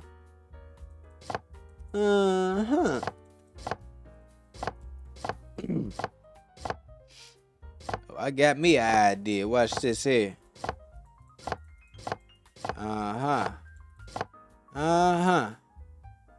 So now, we just pull y'all niggas down. Everybody come down. My boy. That was too damn difficult. I don't really fuck with them ones. A large number of cutting and piercing tools found in the hotel room where the suspect was staying. A large number of human teeth were found in the garden of his house. The teeth was tested for DNA. Strain matching guide to correct DNA sequence. DNA of teeth in Ted Bundy. I want to call him Ted Bundy. Teddy Bundy's garden. Past victim's DNA. So you're saying some of them match, some don't? I don't know what the fuck I'm looking at. Oh, TA. Okay, I get what you're saying. So that matches. That's a match. That's a match. Oh, yeah, it all matches. That's what we looking at. You said in your statement that you tied up your victim because you had a sexual fantasy. What was you finna do next? Your Honor, first of all, I only set the victim label, and what I do with my partner is my business. What do you always choose your partners from the... Do you always choose your partners from the same place? I live in that hotel and spend most of my day in the hotel restaurant. In my opinion, it is the most reasonable place, and I do not see any problem in doing this. Okay, what is this crime? This is multiple planned murder. So how many murders did you have? Nigga, like, tell me.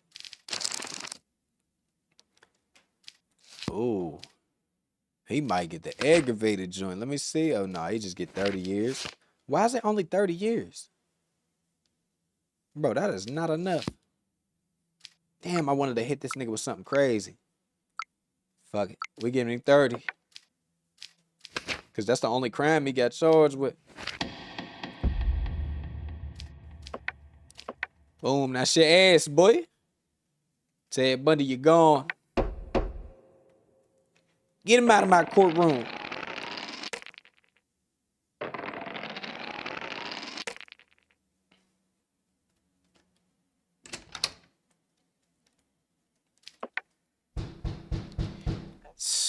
They knocking at the door again.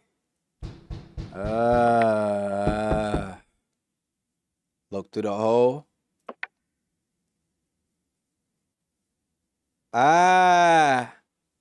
Knocking has stopped. Go to my bed. Don't open that damn door. Yeah, no, that was the asking to get killed. That they almost took me, man. Child abuse and sex harassment. Man. You know they got some mans. Ellen Amy lives with her own mother, Emma Une, and a person named Gerald Une, whom her mother married after breaking up with her ex-husband. A week ago, Ellen Amy called the police and reported that her stepfather was sexually harassing her. He has a criminal record. After the notice, the police went to the house where Ellen Amy lived and detained Gerald, her stepfather. He said, I'm in great shock. I still can't believe Ellen would do something like this. I don't do such a thing. I can't. It is very difficult to understand why she reported me this way. I'm really sorry. Gerald said, she's my daughter. I love her more than life. I wouldn't do such a thing to her. This is a very big accusation. I'm innocent. Please understand me. Emma talking about, I don't have any information such an event, and I can't even imagine it happening. Gerald is my second husband, and he sacrificed so much for Ellen. I don't think there's anyone who could ever do that. But I can't help but question how Ellen came to make such a report. I'm in great shock. I hope such an incident didn't happen. Even if you have to question that, I think you should automatically kind of take the child's side. I know that sometimes things can be fabricated, but I'm instantly taking my kid's side. Fuck it. I was sleeping in my room in the morning. My stepfather came in and I woke up to the sound. He approached me in a way I didn't expect and pushed him away. And I pushed him away because I was afraid. At that moment, he grabbed my arm and squeezed my throat. When I started screaming, he let me go and asked me to undress. Man, this shit made me sick, bro. I told him that I didn't want to do such a thing and to leave. If you don't get out, I'll scream. I said so. He went to the police. So he went out and left. Then I called the police. Get this nigga. I want to do this nigga dirty. Okay. Let's just try it. Try a little something.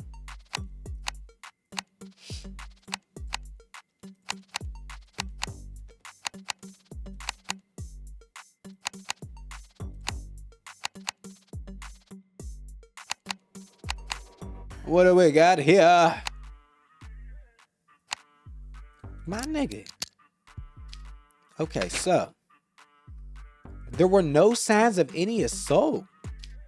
Oh, wow. And look at her face. What is up with her face? Like, she looked like super, I don't even know. Why lie? She had me like vouching for her. Why the fuck did you lie? Wow. Wow. He is not guilty. 3 bands. Okay, that should cover them fees, them increasing fees we got. Okay. I'm thinking my decisions this time is better than the first go round. It seemed like I'm getting penalized way less. Oh shit, they took all my bread. Oh, that's cool. I broke even? Look at that. They really fucking with it. Okay. Oh my God. What else do you want now, shorty? 4,500 is needed for her hospital bills. Get the fuck out of here. I'm going to the bar. 45 fucking hundred. I'll go make myself feel good for way cheaper. Watch this. $30. Look, I ain't even grabbed no beer yet on this go round. I'm out of there. Look, he feeling all right. He doing okay. It is claimed that the secret leader of the mafia escaped abroad.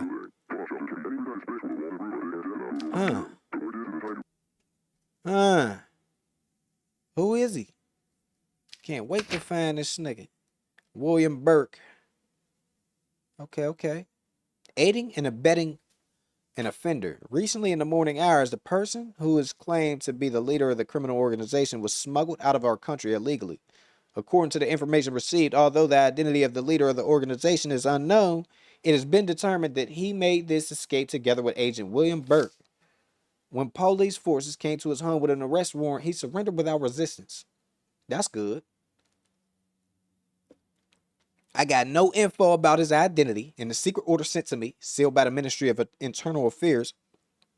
A meeting point and a task to be carried out were written. When I went to the meeting, I was informed that there would be a special person in the vehicle. I fulfilled this duty just like every other task given to me. I went to the mentioned area and took the vehicle to the other meeting point. There were 2 people waiting at the second meeting point. They told me that my mission was successful and that they would take care of the rest. I remember a small boat in the area, no other obvious details. They told me to go. The person in the vehicle did not get out during this time, so I have no data on his identity. I fulfilled the clear order from the ministry. I have been serving this country for years. You just said a bunch of gibberish. Okay. Test that memory. A little something. Bow. That's easy.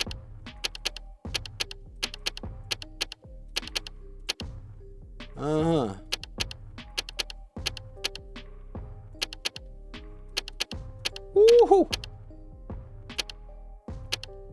Woo! Let's get it. I like that.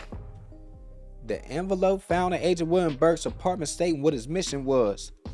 Mr. Burke, you have been given a top secret mission. It is important that you go to the address below tomorrow evening. Do not inform anyone during this period.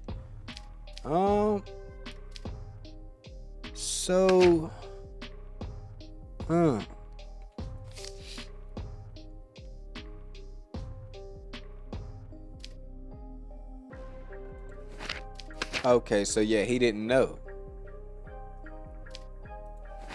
He didn't know what the hell, who he was picking up. Have you ever received such duties from the ministry before? You can guess that I cannot reveal my duties. I received a few more orders, the contents of which I cannot share. You did not inform the intelligence while carrying out this order. What is the reason of this? Your Honor, the order came directly from the Ministry of the Interior. It also said the mission was secret and that I was not to inform anyone. Right, I seen that. Alright, so I want to say this man didn't know. Like, he's not guilty. Please say I was right about that one. I can't get that man time. A little something. Seems okay. It seemed alright. Who that? Alright, we got somebody filing a lawsuit against the clothing company Blazer logo on the grounds that it contains obscene content. Blazer Company. Conservative Life Association. The clothing company named Blazer introduced its new logo and advertised on billboards in the past weeks. Following this situation, CLA representatives filed a lawsuit to change the logo and remove it from the billboards on the grounds that the logo has sexual content and is intended to harm the morals of society. In this case, Katie Rose, representing the Blazer Company, and Representative Peter Smith, representing the Conservative Life Association. All right. That is the logo of the clothing company.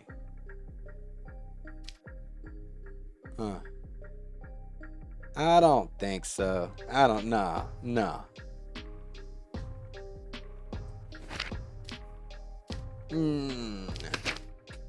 Shit, man. That's not.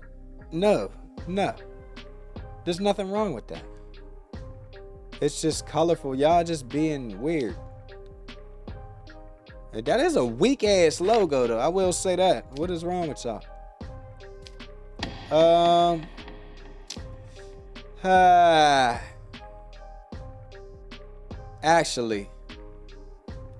Actually, come to think about it,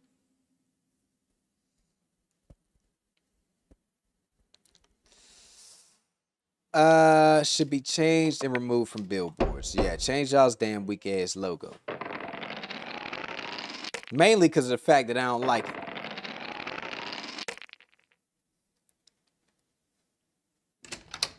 Y'all had to try to be way too damn different. Ooh, we got 3 of them boys. Ponza Kim and Go Brain Unity. If these names are punished, a bomb will explode under your house just like it did in the mall.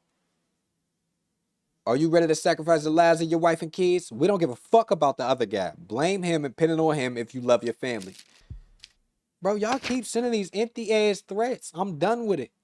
Criminal record, yes. Bro, I'm not listening to nothing they saying. Terrorism, multiple planned murder. The bomb incident took place in the evening at the Jeweltown shopping mall. 44 civilians lost their lives in the incident. Oh, I'm definitely unlocking all you niggas up. 3 suspects were detained upon review of camera records. Ponza said the fact that you caught me doesn't change anything. Such actions will continue. Everyone will know who we are. So you're admitting to doing that shit, basically. Bro actually admitting to it. Okay, now the nigga Go Brain said, I have no connection with the terrorist organization you mentioned. I was just there to shop. Just because I wasn't physically harmed doesn't make me guilty. I was trying on clothes in the store booth when the bomb exploded. All right. I don't understand. Jamil said, I don't understand why you detained me. I'm innocent, and this is the first time I've heard the name of the organization you mentioned. I'm a doctor who practices his profession and keeps his country, and loves his country. My job is to keep people alive, not kill them. Ponza don't have a criminal record, and neither does Bro. Ponza and Go Brain might actually, I don't know. Y'all might have a case with that one. Let's see some evidence.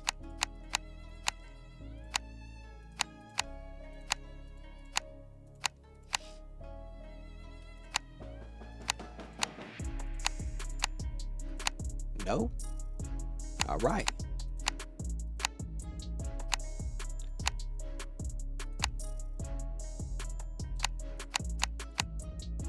Oh, that was easy as hell. Okay, so photos of RPK terrorist organization members wanted on the code red. Wait. That's somebody else. He's the only nigga in these photos. Oh, wait. Nah, you are too, though. Oh, shit.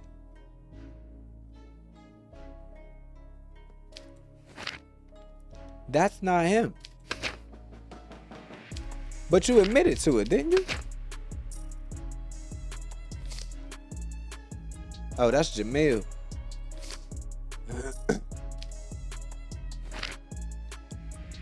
All right. You two niggas get it. And Jamil goes home. Terrorism, multiple planned murder.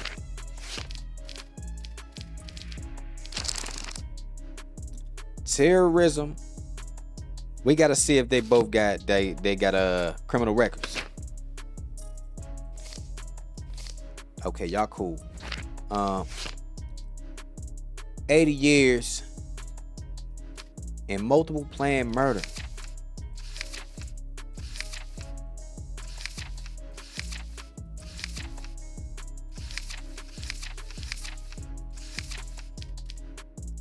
$30. So 80 plus 30, they both get $110, or should I hang them niggas? Should I be executing you? Let me see what the rule book says. It tell niggas a little bit. Those convicted of terrorism, high treason, rape, and child abuse should be executed. So you two are getting executed. That is good to know. Ponza, bye-bye. Execution. Go brain. Execution. And brother right here, you get to walk home free. Yeah, you get to go home, my man. You got lucky today. I hope that was right.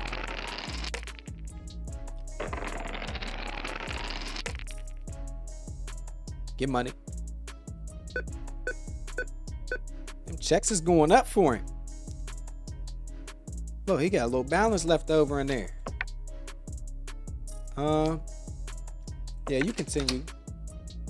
Okay. So what do we got going on? My nigga.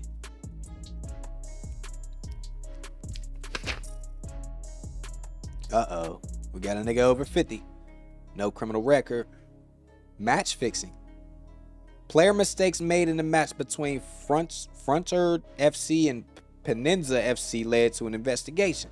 After the accusations against Abraham Brown and Gailey Bosch became clear, they were taken into custody for questioning.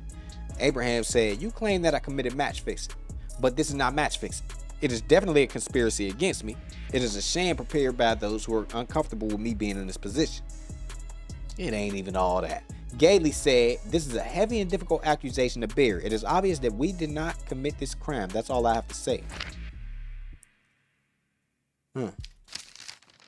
We're offering you $100,000 to clear them on the charges for which they are charged. Oh. Whoa. 100 bands? Bro, but we have enough money. I know 100 bands is crazy. He's straight though. Like, I mean, I know he only sitting on 5 or whatever, but 5 bands or whatever. He like, man, I don't want these bars to go up too high. It's hard to get them bitches back down. Matter of fact, speaking of, let me give you a bribe. Ooh. I don't know. 100 bands sound good, but I don't man. I'm locking y'all up. I'm not hearing it. If I have to, I'm locking you up. Play with me.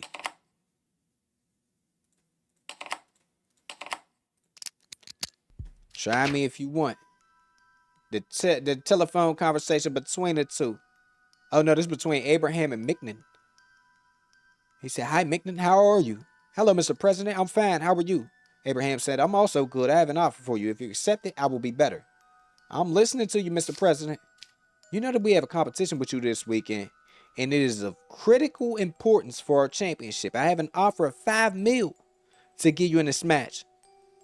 To give us this match. Distribute some of the money to your players and technical staff. How can I do such a thing, Mr. President? There is nothing that can't be done. What I want is not illegal. You will only give some money to your players and technical staff. Most of the money will remain yours. I don't want any objections. If it's not illegal, then okay. Reports were prepared that Gailey Bosch, the vice president of Frontert FC, sat with the manager of Penenza FC for 3 hours, and the money bag given by Gailey Bosch was observed.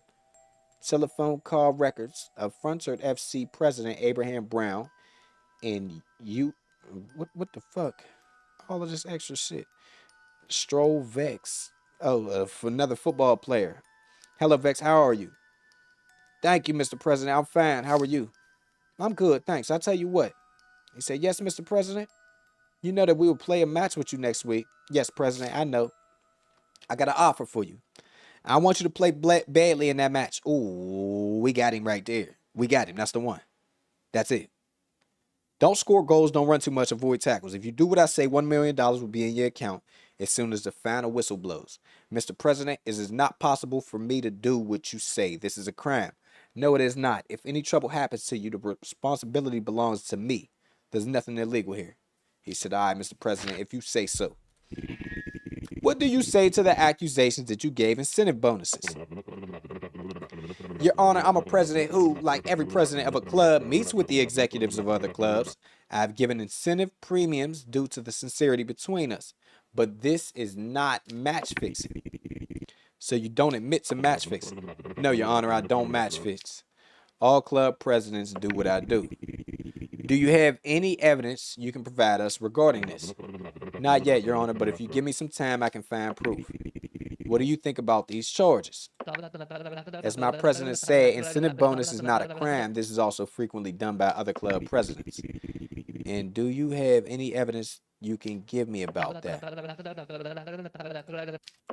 Give you time, nigga. That's match fixing to tell somebody that you to play bad. Like, you know what I'm saying? Wait, let me see. Where would that be? I know it's somewhere. Match fixing. Wow. He would get crazy time. But you got chopped in half though. You definitely got chopped in half because he over 50. So I wonder if you chop the money in half too. Let me see what the law book say.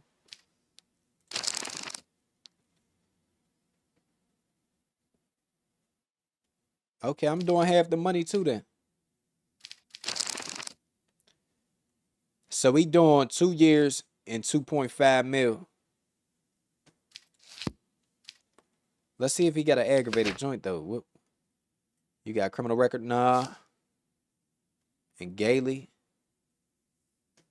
Why is Gailey in trouble? Gailey wasn't on the phone talking that shit. Gailey was not talking.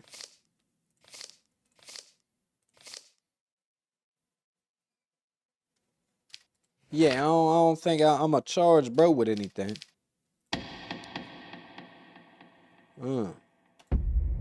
Okay, so you getting this 2 years real quick. Guilty. 2 of them. And money. $2.5 million. Pay up. And he is, you're not guilty.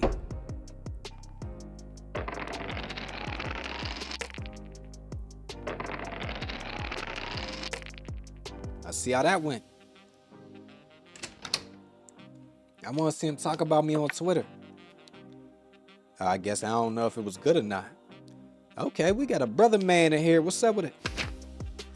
Criminal record, yeah. All right. Oh, shit.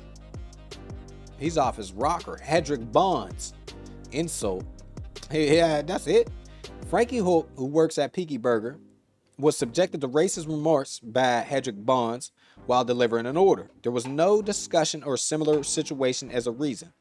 When the security cameras were examined, it was observed that Frankie Hook was just doing his job. A person named Hedrickk Bonds was taken into custody after Frankie Hook filed a complaint. Frankie said, while I was doing my job, I started to hear racist remarks. Racist like what? who was sitting at table number 11. He started insulting me about my skin color. He must have seen my name on my caller ID because he addressed me by a name and said words that were very difficult to digest. I do not know the reason. At first, I thought that day was just another ordinary day when I ate at Micky Burger, one of my favorite restaurants. This is from Big Bro Hedrick. But there was a difference. I noticed that the restaurant, which I thought did not employ black staff, started to employ black staff. We won the independence of this country by fighting, and none of them were there while we were fighting. It bothered me that he was happy and able to do his job. If it doesn't bother you, the problem is with you.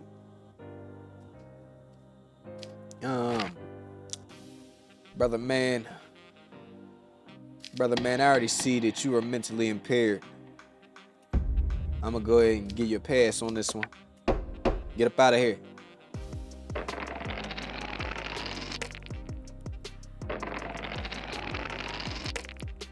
I ain't even have to look at all that. Just like, bro's mentally impaired. Get him up out of there. Get that man some help.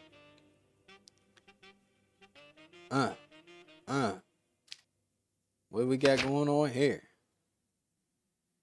Oh, this is a murder charge.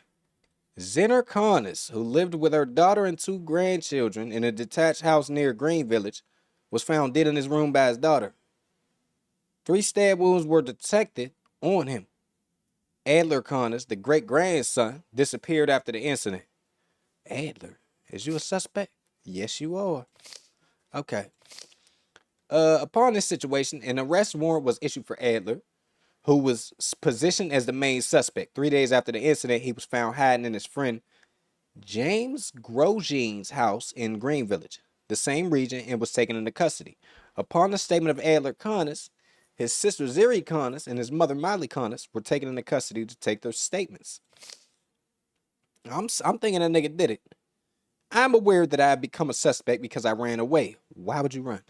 I'm still trying to digest the incident. I love my grandfather very much. I'm the last person who was hurting. There were constant fights in that house about an inheritance issue. My mother and sister were constantly arguing with my grandfather. I should have predicted this would happen. I'm so sorry about my grandfather. Oh, so that could have been any 3 of y'all. I don't understand why I'm here and giving a statement right now. The guilty person is my brother. Why don't you arrest him? I was watching TV with my mother downstairs when that incident occurred. You can also ask my mother. Even though I'm in such a state of mourning and depression right now, why do you bring me here and take my statement? I think the real culprit of the incident is clear. Go and question him. So they're both throwing him under the bus. I wonder why he's blaming them. Okay, let's figure some shit out. Plug that nigga down here. Looks like we just about finished. Okay, it's getting a little easier. Get money. Now what do we got here? The knife used in the death of Zenner. Okay, 212-1311. Hold up. 212-1311. Miley. Oh shit. All right. Okay. Evidence here. DNA sample of Miley Connis.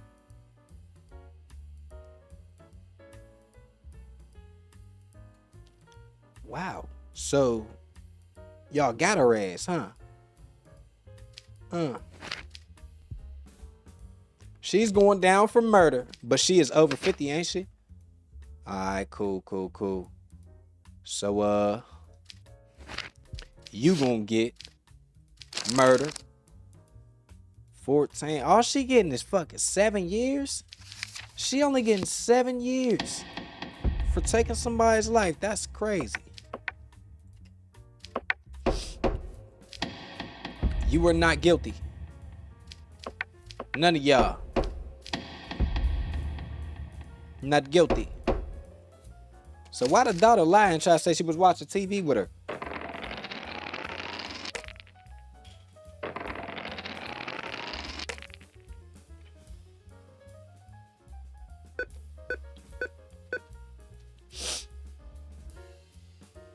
Alright, so it's $400 in that account right there. I should leave it all in there.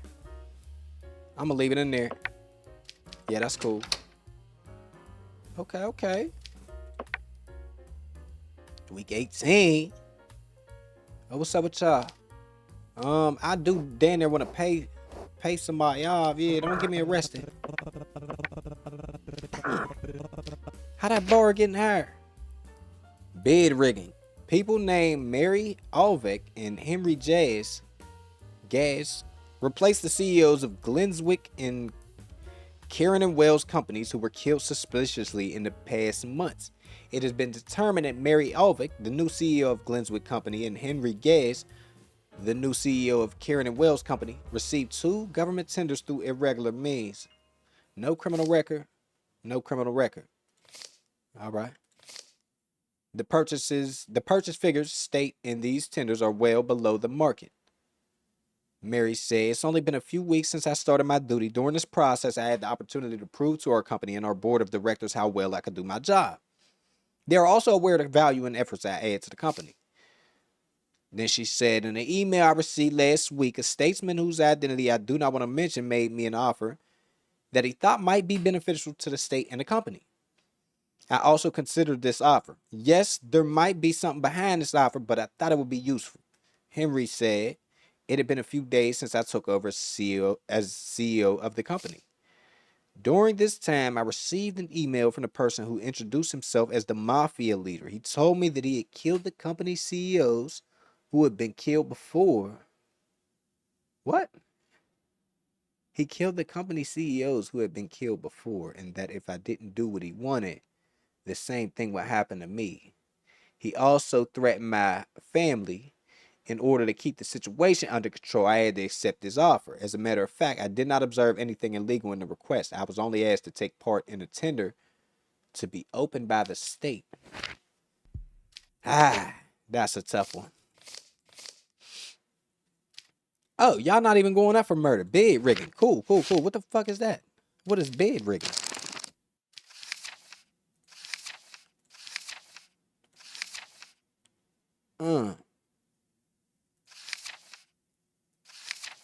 Here it is. Bid rigging. Woo! Y'all getting time. Wait, we got evidence on y'all? Not yet.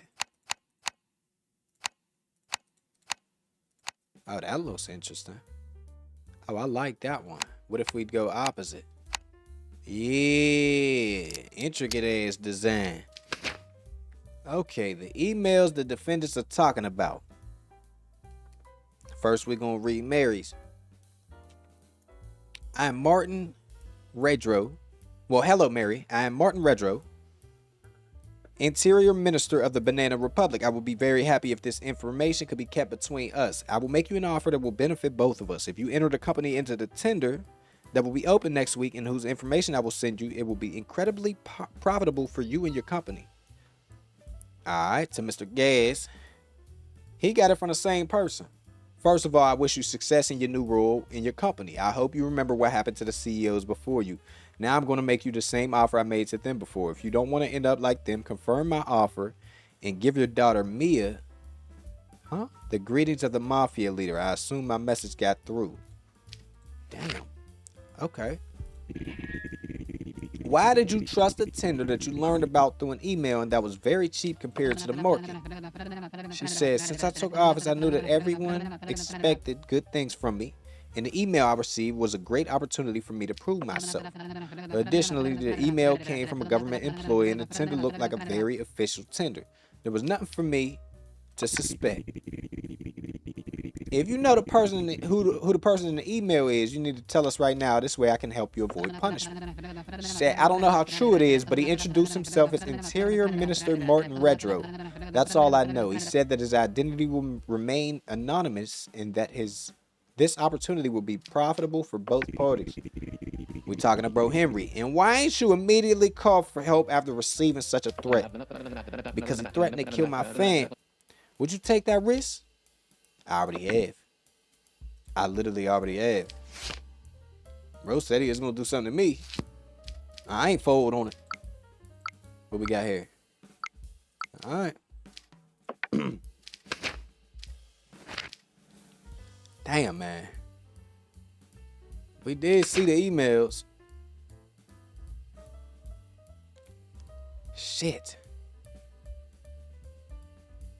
But when they could have made these emails.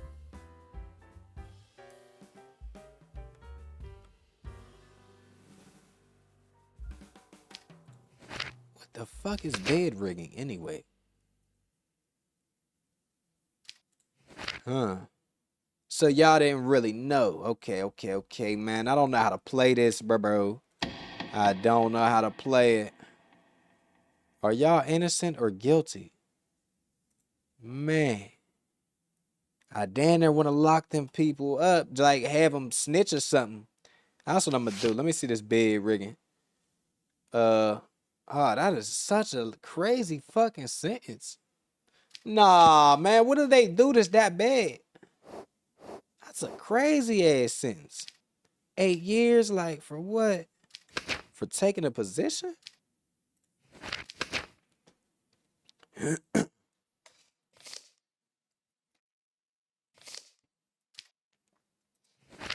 Well, I think you niggas are still guilty because y'all did accept the money. Y'all did. Y'all accepted what bro gave y'all, regardless of what you saying. 8 years jail, 1.5 mil. And he does 4 and 750.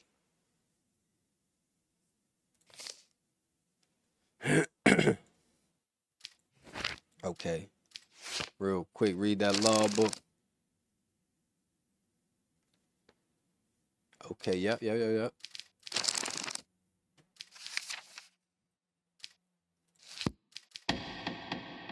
So she doing guilty.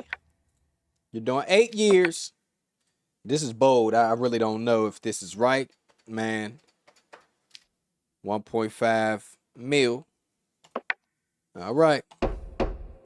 And then bro right here is getting half of what she just got. He get 4 and 750.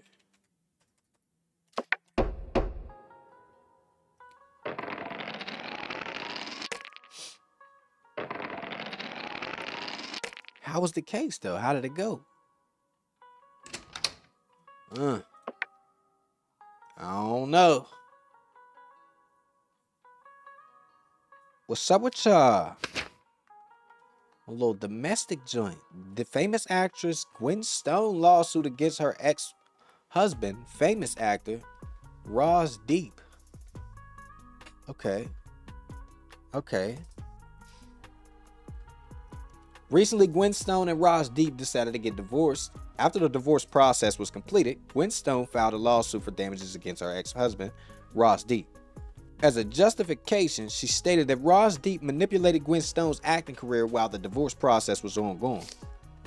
Gwen Stone filed a lawsuit for damages worth $5,450,000, stating that her career was in decline and that she suffered financial losses during the divorce process. First of all, I would like to point out that my time is very valuable. Okay, Gwen. Therefore, I ask you to carefully understand what I say. As you know, my husband and I went through a divorce case that lasted 2.5 months, and this made me very tired. The thing that tired and hurt me the most? During this process, my ex-husband was trying to justify himself. He always made me look bad in the media and constantly appeared on live broadcasts and said a lot of untrue things. This bitch ass nigga. The film companies I had agreements with terminated their contracts with me. My image was damaged. In this process, I could not earn the $5,450,000 that I expected to earn. All I want is for this damage to be compensated. As you know, I was acquitted in the divorce case, and it was appealed to the court that what I said did not reflect the truth. I demand that necessary action to be taken. Ross said, in this case, I cannot ignore the aggressive attitude of my ex-wife Gwen Stone towards me. I cannot allow her to oppose the divorce decision that we made together as if I had made it alone. In this process, we were both damaged materially and morally, but I did not argue that she was responsible for this. In addition to what I said and presented at the time, this compensation case also proved what a money-hungry person my ex-wife is. She's a person who worships money. I absolutely refuse to pay this money. I here to request you to take the next necessary action. Little typo and shit, alright. In your statement, you said that your husband manipulated you during the divorce process. Can you explain this more? Yes, Your Honor. I never appeared on live broadcast during this period. I never even gave interviews, but my ex-husband appeared on live broadcasts all the time. It embarrassed me to my loved ones and fans, even in this situation. I did not join the broadcast to respond to my ex-husband. In the live broadcast he attended, he said that I was a money-grubbing person. I cannot accept this. I just do my job and get paid for it. Do you agree with what your ex-wife said? He said, absolutely not. In my opinion, what they say does not reflect the truth. During this process, we were both badly affected financially and morally. I stand behind what I said. I never held her guilty or had any expectations. During this process, I only expected respect and understanding from her, but sometimes I forgot that she is not that kind of person. Okay, so my call on this would be, I feel like, come on, man. She's like, you're an actress, get money. Why do you want his money? Y'all both are in this divorce. Y'all both want this divorce. On some real shit. It's like, wait, and did I check the evidence? Documents showing that the media company, Johnson Company, unilaterally terminated its contract. Oh, wow. But is that really a dialogue between Ross and the moderator on one of his broadcasts? We know that you are in the process of divorcing your wife. Can you tell us the reason for your disagreement? Unless it's private, of course. He said, actually, I don't enjoy telling this, but it's really hard to live with Gwen. In what sense are there difficulties? So I don't know how to explain it, but I noticed that she changed a lot after marriage. We started to disagree on almost everything after a while. And finally, we decided to divorce. I think there is no need to give more details. Oh, that wasn't even that bad. We wish the best for you and Gwen. I hope you don't regret this decision. Thank you. I don't think we will regret it. Let's see what I can do here. Nah, it's not his fault, man. They terminated the contract, but that's because of your emotional turmoil. Like, how you gonna say it's his fault? He went through his own bag of shit. No, you don't get no money from him.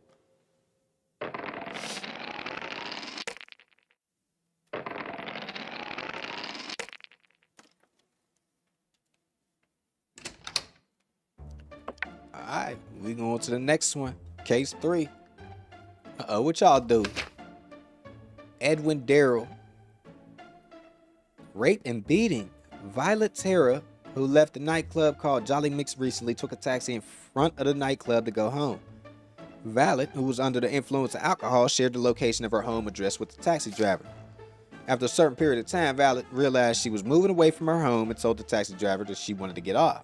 The person driving the taxi locked the doors and turned to a secluded road. He pulled the car aside in the forest area, took Violet Terra out of the vehicle and hit her on the head with a hard object, knocked her out. When she woke up, she found herself far from the city and covered in blood.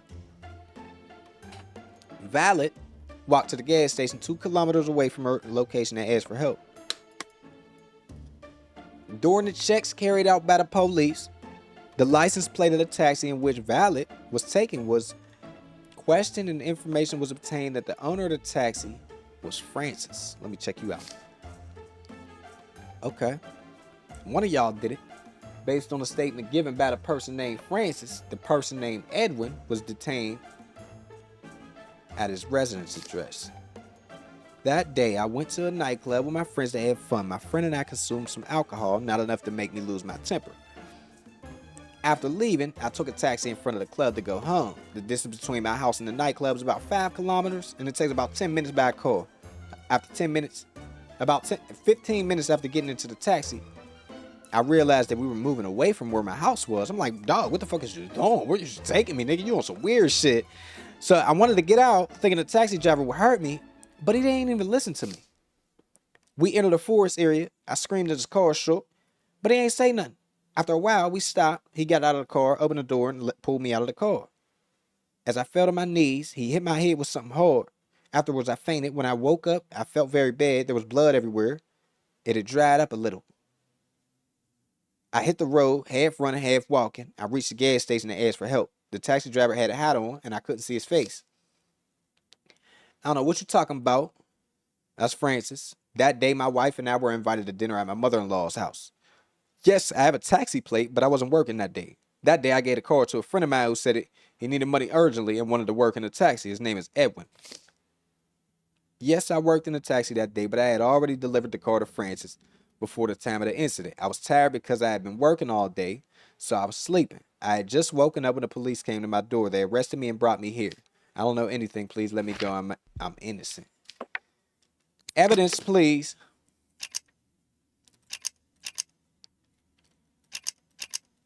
Please, sir. Wait, that ain't work? What do you mean? Oh, shit.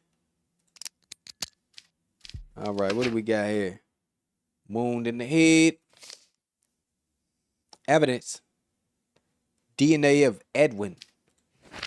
Nigga, they got your DNA. Bitch ass. Let's go check out Edwin. No criminal record. Okay. And what is this case called? Beating and something else. Rape and beating. 24 years. There we go. There we go. Get that nigga 24 plus. Where's beating?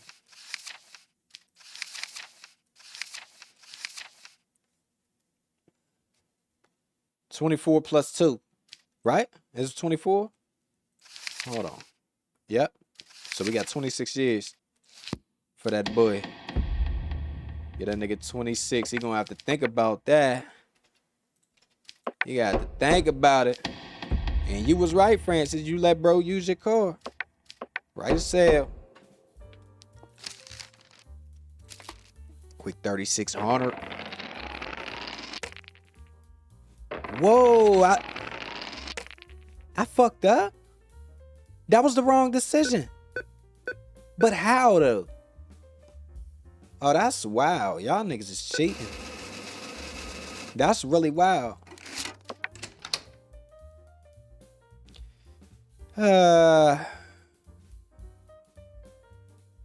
Oh my God. Why do you want to travel abroad for 7,500? No, fuck no.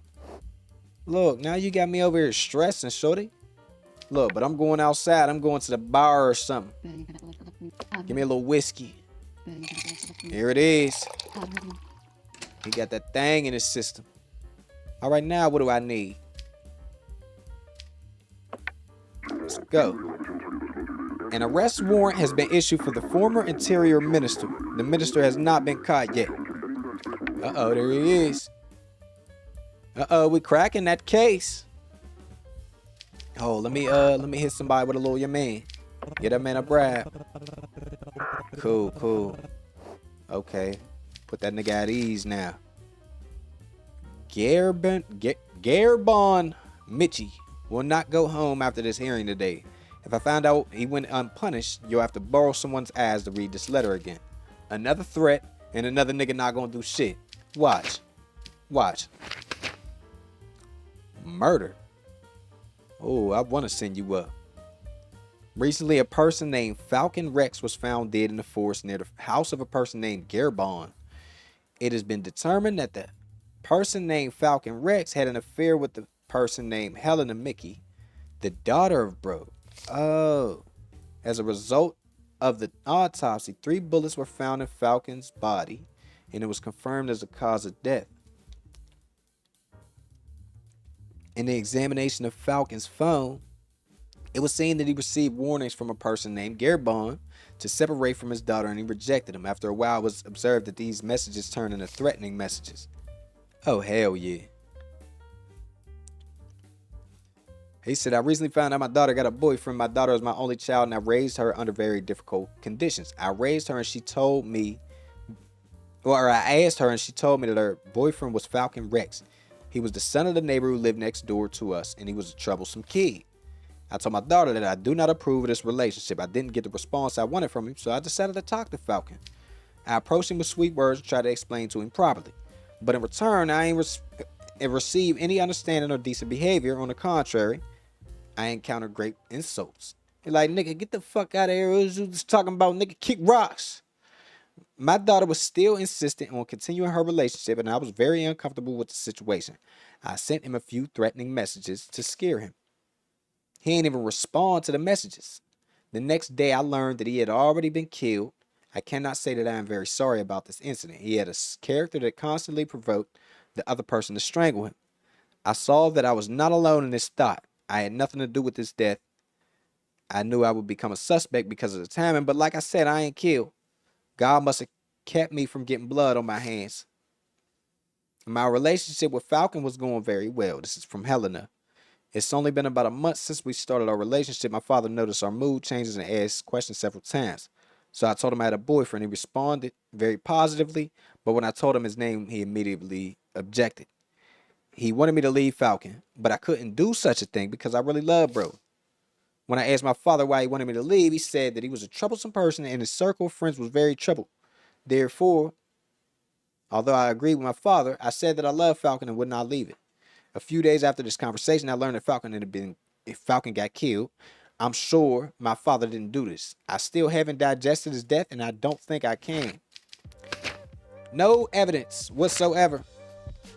Sheesh. Mr. Gerald Bond, where was you at? 10 o'clock on Thursday. That day, my daughter and I were at a mall called Jupiter. The mall closed at 10:30. We had already left near closing time. I mean, we were at the mall when it happened. And how did you send the threatening messages? I wanted to scare him a little. I couldn't allow my daughter to be with dangerous people. So what makes you think that Falcon Rex is dangerous? I've been living in that area for about 15 years. I know Falcon's childhood, and I witnessed him getting into many fights and carrying cutting tools. I've seen the police come to his house many times, and I think that's reason enough to think he's dangerous. You agree with your pops is saying? Your Honor, as much as I like Falcon, what my father said is true. I think Falcon hung out with the wrong people, but he was a good man at heart. He was a compassionate, sympathetic, and very understanding person from what he's seen. I thought I could fix him. You think your father killed that man? No way. What they say is true. My father couldn't have done anything. Couldn't have anything to do with it. Okay. She's saying no, he didn't do it. We have no evidence.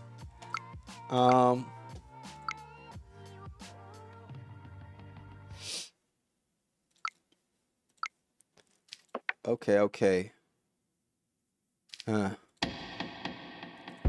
Gerald Bond. We don't got no goddamn evidence. He did send threatening messages to him, but that ain't enough. That is not enough.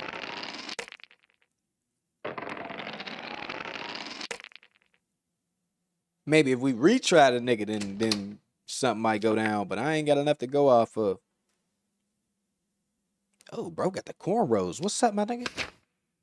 Javeed Morgan. Javeed. Money laundering.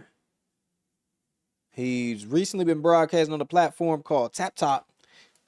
Received a large donation from one of his followers during the broadcast. This situation, which seemed normal at first glance, attracted reaction from several different publishers, and an investigation was initiated by the relevant units. As a result of the investigations, it was determined that the user who donated a large amount had previously donated the same amount. In order to clarify the incident, an investigation was launched into the incident, and the person named Javeed was detained to be questioned. Like all broadcasters, I play games and chat with my followers. What can I do with the donations sent? Also, what's the problem with me getting too many donations? I think it is quite natural that I regularly receive donations from a follower who loves me very much. It supports me to continue doing this work. I'm publishing more to replay his love. Okay. So, they're mad about you getting a donation through like a streaming joint? In your statement, you said you received several donations from a follower who likes you. In the evidences, I see that you received donations exactly 33 times. Is that the number you meant by several times? My follower loves me and supports me. What crime is that? I don't understand. Did you know that the donations sent to you were sent through stolen credit cards? Of course not. How would I know that? I mean, these are anonymous people on the internet. What we are talking about here is not the amount sent to you. You are consciously sending back some of this money. I don't think you sent him his money back because you love your followers so much. Why should I send back the money sent to my followers? I did no such thing. Wait a minute. This shit is confusing.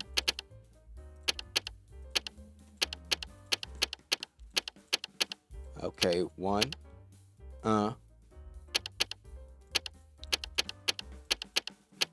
Give me some. Give me some. Let's go.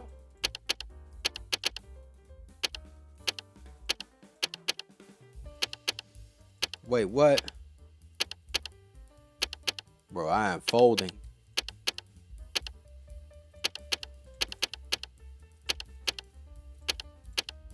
Folder. Oh, man. Folder.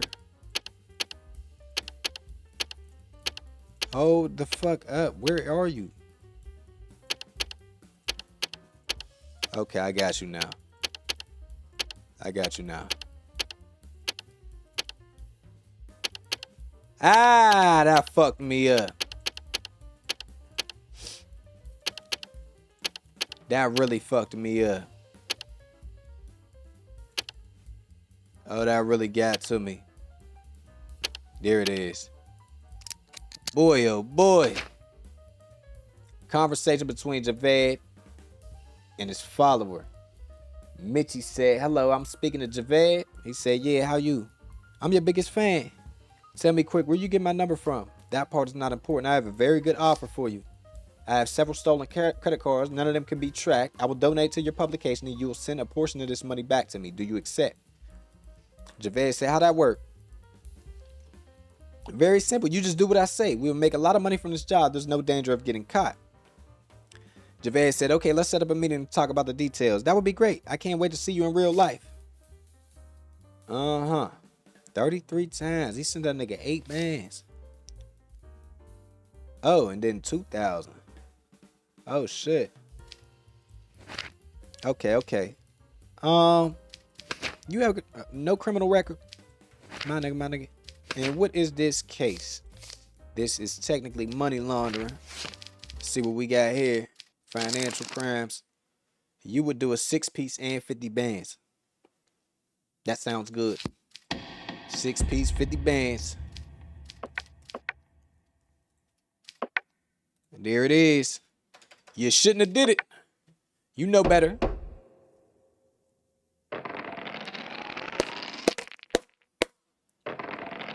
Keep going. Keep going, dog. Week 19, case 3. Who this is? All right. Request for confirmation that Vladimir Arkip is the father of the child born to his ex-wife, Casey White. Vladimir and Casey did not have children during the relationship. Casey gave birth 7 months after the couple divorced. Oh, shit. Oh, I don't want that man taking care of a kid that ain't his. That's a hurt piece right there. Vladimir claims to be the father of the child and wants to take the child into his own care. Casey claims that the father of the child is her new boyfriend, Erling Ricky. Oh, so Vlad wants the kid. Okay. My ex-wife gave birth 7 months after she broke up with me. This is an indication that my wife got pregnant while she was married to me. I don't think my wife is cheating on me. I just want confirmation that the child is mine. So she probably, if she was able to move on that quick, this some shit, bro. Peep game. When shorties is different than niggas. And this is something I'm not trying to throw shorties under the bus, but fuck it, I'm gonna do it. Women don't work like that. When you mean 7 months, like once they divorced or whatever, that means she was talking to this nigga. There was some overlap. You know what I'm saying? Like there was, she was already working that thing out, most likely. So yeah, she was cheating on this nigga basically. As a result of the DNA report, it has been proven that the father of the child is not Vlad.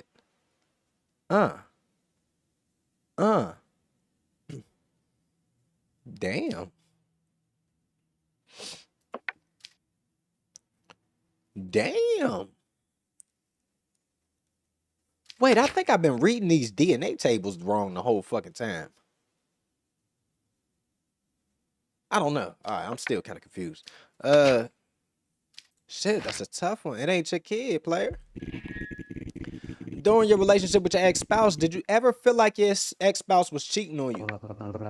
No, Your Honor, I've never had that feeling. Casey would never do such a thing. What? Okay. Mr. White, what do you have to say about this? You mean Miss White? I'm sure that my child is Erling Ricky's. I don't want to say anything more about this.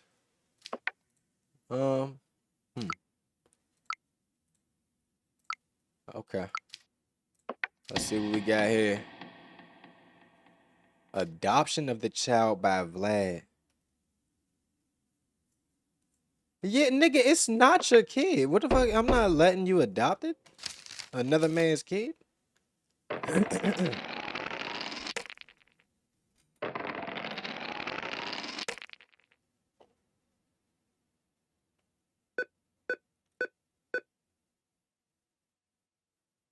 All right. He got 800 in there. Ooh, he got that leftovers. Go ahead, give me that, though. Big checks. All right. Y'all niggas don't need nothing? That's cool. That's smooth. I hope she don't ask for no big-ass purchase soon. Ooh, he looks dangerous. Okay. Look what I say. Chay Yo Wong is our leader. Under these circumstances, it seems inevitable that he will be punished, but he will not be punished. If Chay Yo Wong is not acquitted and sentenced today, a heavy punishment will be waiting for you at the end of the day. We want you to be a good judge and do what we say. That's all we have to say. Nigga, y'all with these threats, y'all like really gotta calm down. You see, I got these guards over here on standby. Let me see something. I could pay a little something down. Let me do something, bro. Damn, I can't do it yet. Okay, so bro is going down for tax evasion, organizing illegal gambling. Okay. No criminal record. He can get deported. He could. In a report made by unidentified persons, it was reported, wait a minute, let me see what the rules are to that. Because that might just foul this nigga out. Without citizenship, must be deported without penalty. Does not apply to those who are not guilty.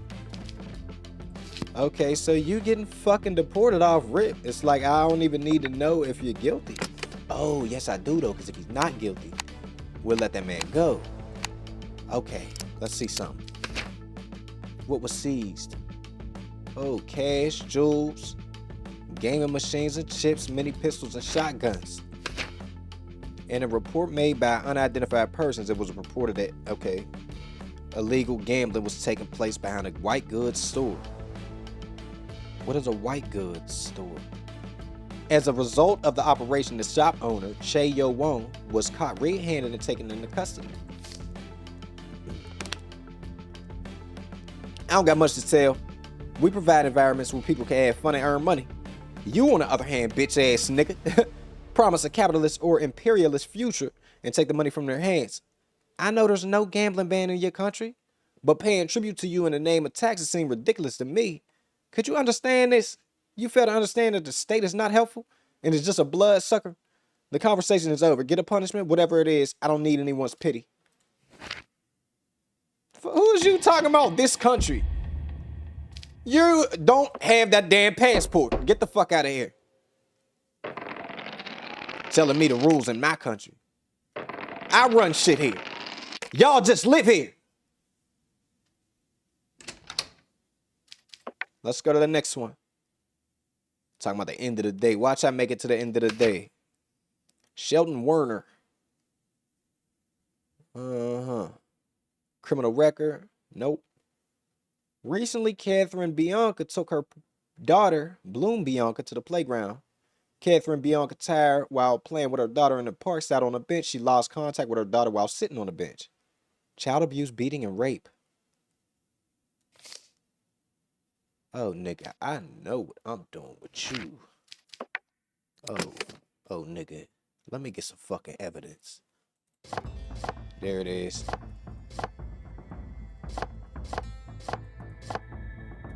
Let's see what this nigga got here. Okay, we got the wound in the head area, a bone fracture. There is one digital evidence. Ooh. DNA sample found in Bloom Bianca's body, Sheldon Warner's DNA. So we have to see if they are correct DNA sequencing guy. Alright, so red, blue, green, yellow, blue, red. I mean, I think that still makes sense. Nigga, you did it. I guess.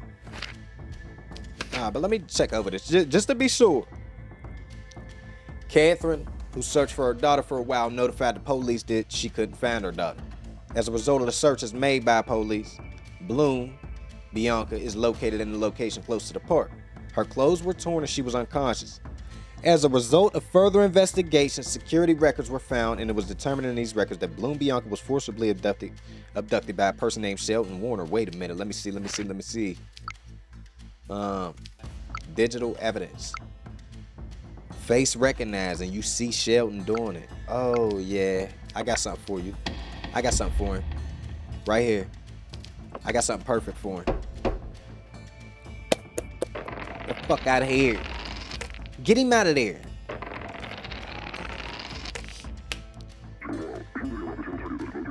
Martin Redrow, who was brought to the country, a trial is expected to be in the coming days. Oh, damn. What's going on here? Who that? Martin Redrow. Corruption, incitement to murder, taking part in organized criminal activities. It was claimed in the statements of different defendants that Martin Redrow was involved in various crimes during his time as Interior Minister. Oh, this the nigga. Is this who I've been looking for? Is that you, bitch? Top op? As a result of the investigations, it was determined that Martin used many police officers and intelligence agents to take part in various crimes.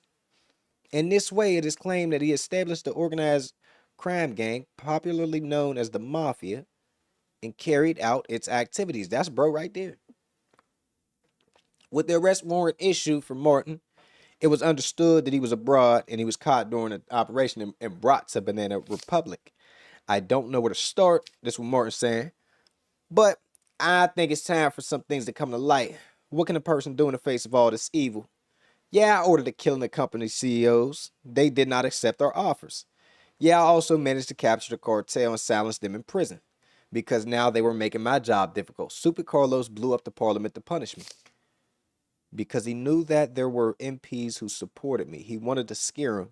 As a matter of fact, it worked. They promised that if I eliminated the prime minister, they would replace me. I gave the man I trusted the most to this job, but they deliberately had him caught. That was the first time I realized that there were people in the organization who were digging my grave. As a matter of fact, later they revoted the position and dismissed me from my position. I guess that's it. Your wording was kind of confusing to me, bitch. Talk to me. Verbally. The MPs you mentioned in your statement who supported you, who they? You already caught one. I can't name the others. From where? You already confessed your guilt, although there are some inconsistencies. It's not my life that matters. There are still people I love in this life, and I cannot afford to hurt them. Just know that person is from the ruling party. Isn't the man you trust the most a famous police officer who leaves roses? Did you have anything to do with his death? No. Even though Rodrick was a psychopath, I loved him, and he was one of my trustworthy men. I think it was the fork of Freud and others within the organization. You were given a very important task to serve the people, and you abused that position. You make me sick, nigga. You betrayed the people, and you know that the punishment for this would be very severe. Do you regret everything you did? I have no regrets. This is a banana republic. The reason for corrupt governments is for people without virtue. I have nothing further to say, Your Honor. All right. We need evidence. Evidence time. You know what time it is.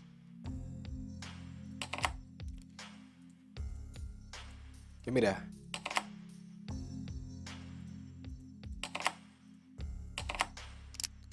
All right, what do we got here? Oh, shit. Information about mafia members and plans of past actions. Jamal, Francis, Drake, Jeremy, Redrow. It all directs back to him, though. It does. Freud is in on it. Everybody's in on it. Those who were raided. Niggas had $28 million in cash, gold, and jewels. And a bunch of shit, fucking guns. Okay. What are you going down for? A whole lot, huh? Criminal record. He get half of the time though, cause he's above 50. Damn. Okay. Corruption.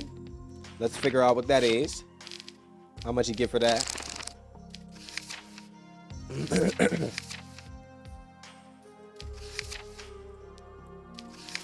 Where would corruption be? Here it is. Crimes against the state.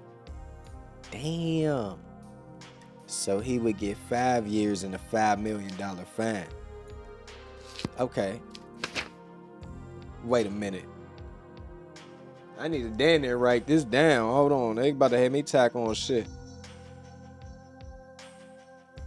So this nigga get 5 years. 5 mil. Plus incitement to murder. That would be, is this a homicide charge? No. Here it is. And he would get half of that, plus he get a 4-piece, 5 years plus 4. Okay. And what else did you have here? What else you fighting? Taking part in organized criminal activities. Organized criminal activities. That you would get 8 for that. Damn, this nigga is getting slammed in the end of it. Okay, so that's 12 plus 5. That's 17 years. And then you gotta pay 5 mil. Damn.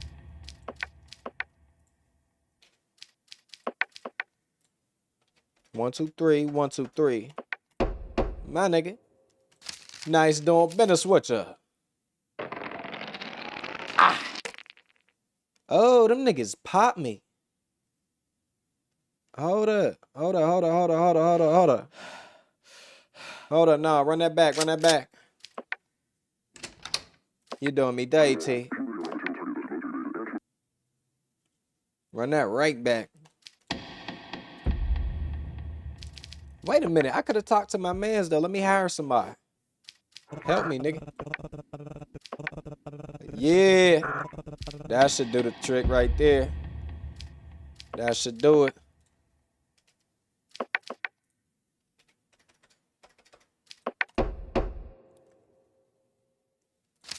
Four bands now. Get up out of there. All right, now guard your door, nigga. Look, he lacking at the ATM. There's the sending threats. They don't want big boss man getting sent up.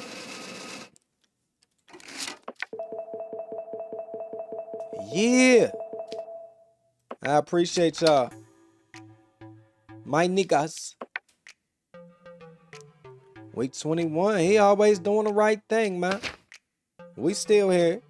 Filing a lawsuit against the current ruling party, the BD party, requesting its closure. Respondent, Deputy Chairman Edward Hill attends the hearing as a representative of the BD party claimant. Ryan Jackson attends the hearing as a representative of the opposition parties.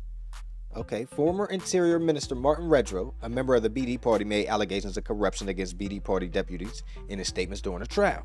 As a result of these allegations, the opposition parties unanimously requested a parliamentary investigation proposal. The research proposal was rejected by the votes of the ruling party, and the opposition parties filed a lawsuit by collecting 100,000 signatures. As the BD party, we do not accept any of these accusations. There may be people within the party who are involved in crime, but in accordance with the principles of individuality of crime, this situation concerns only them. Such accusations are made to harm our party and seize power. So you're mad that he was just talking about, he just blamed some shit on y'all? I still sent that nigga up. You ain't nothing wrong with y'all. It is a cheap conspiracy. Our party will be cleared of these vile slanders and continue on its way stronger. Such actions are outdated and unacceptable. The way to change the government is through the ballot box.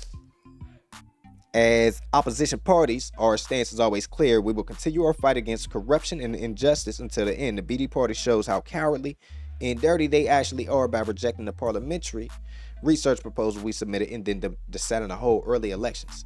We guess that these events are just the tip of the iceberg. The party should be closed to ease the public conscience. Talk to me, niggas. Especially this weird looking motherfucker right here. Mr. Hill, in your testimony, you emphasize the principle of individual criminal responsibility. However, an interior minister says that he is leading the mafia with support from within the party. Don't you think this is an abnormal situation? I believe that there is help from the politicians and shit like that. Your Honor, I know this looks bad, but you're forgetting something. This man is a criminal. I mean, since when did we trust the words of notorious criminals in the country and start shutting down parties? In the past, another member of parliament from your party was tried for corruption. What you guys say about that? Sir, there are many people in our party. We cannot know the true characters of these people. So there may be bad apples in every basket, but that don't mean the basket should be thrown away. Fuck you and your basket. I'm throwing you niggas under the jail. Watch. Mr. Jackson, do you have any concrete evidence for your corruption allegation? 28 million cash, gold and jewelry were found in the house of the interior minister, elected by the BD party. What other evidence do we need? I also wanted to say that this minister was having police officers to assassinate. He had intelligence agents do his mafia work. How could he do these things alone without the support of the party? Couldn't he have planned these all by himself? The Sicilia cartel's bombing of the parliament shows he's not alone. He's already admitted it himself. Moreover, if they planned it on their own, they would not have rejected our parliamentary search motion. This means they got something to fear. What's your last words before the case ends, Mr. Jackson? Your Honor, these are historic days here today. You're trying to find answers. We intend to ask more questions. All right. Let me see something.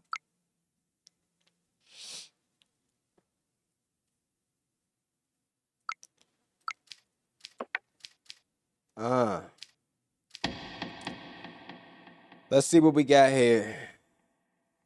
The closure of the BD party or the continuation of the political existence of the BD party. See, what's crazy is I think I might close it because bro already snitched on you, kinda. He snitched on him. He threw him under the bus. Oh, shit. What's going on? There was a coup. Oh, that's the end. What's going on? The judiciary was transferred to military courts and a prosecution has been launched against a group of state employees, including you. What? 'Cause I fucked up? You started working for a cleaning company. So after all that shit I talked, you know, some of y'all was right, man. I seen some niggas in the comments saying I wasn't meant to be no damn judge. And I see exactly what you mean. I guess I made some horrible decisions.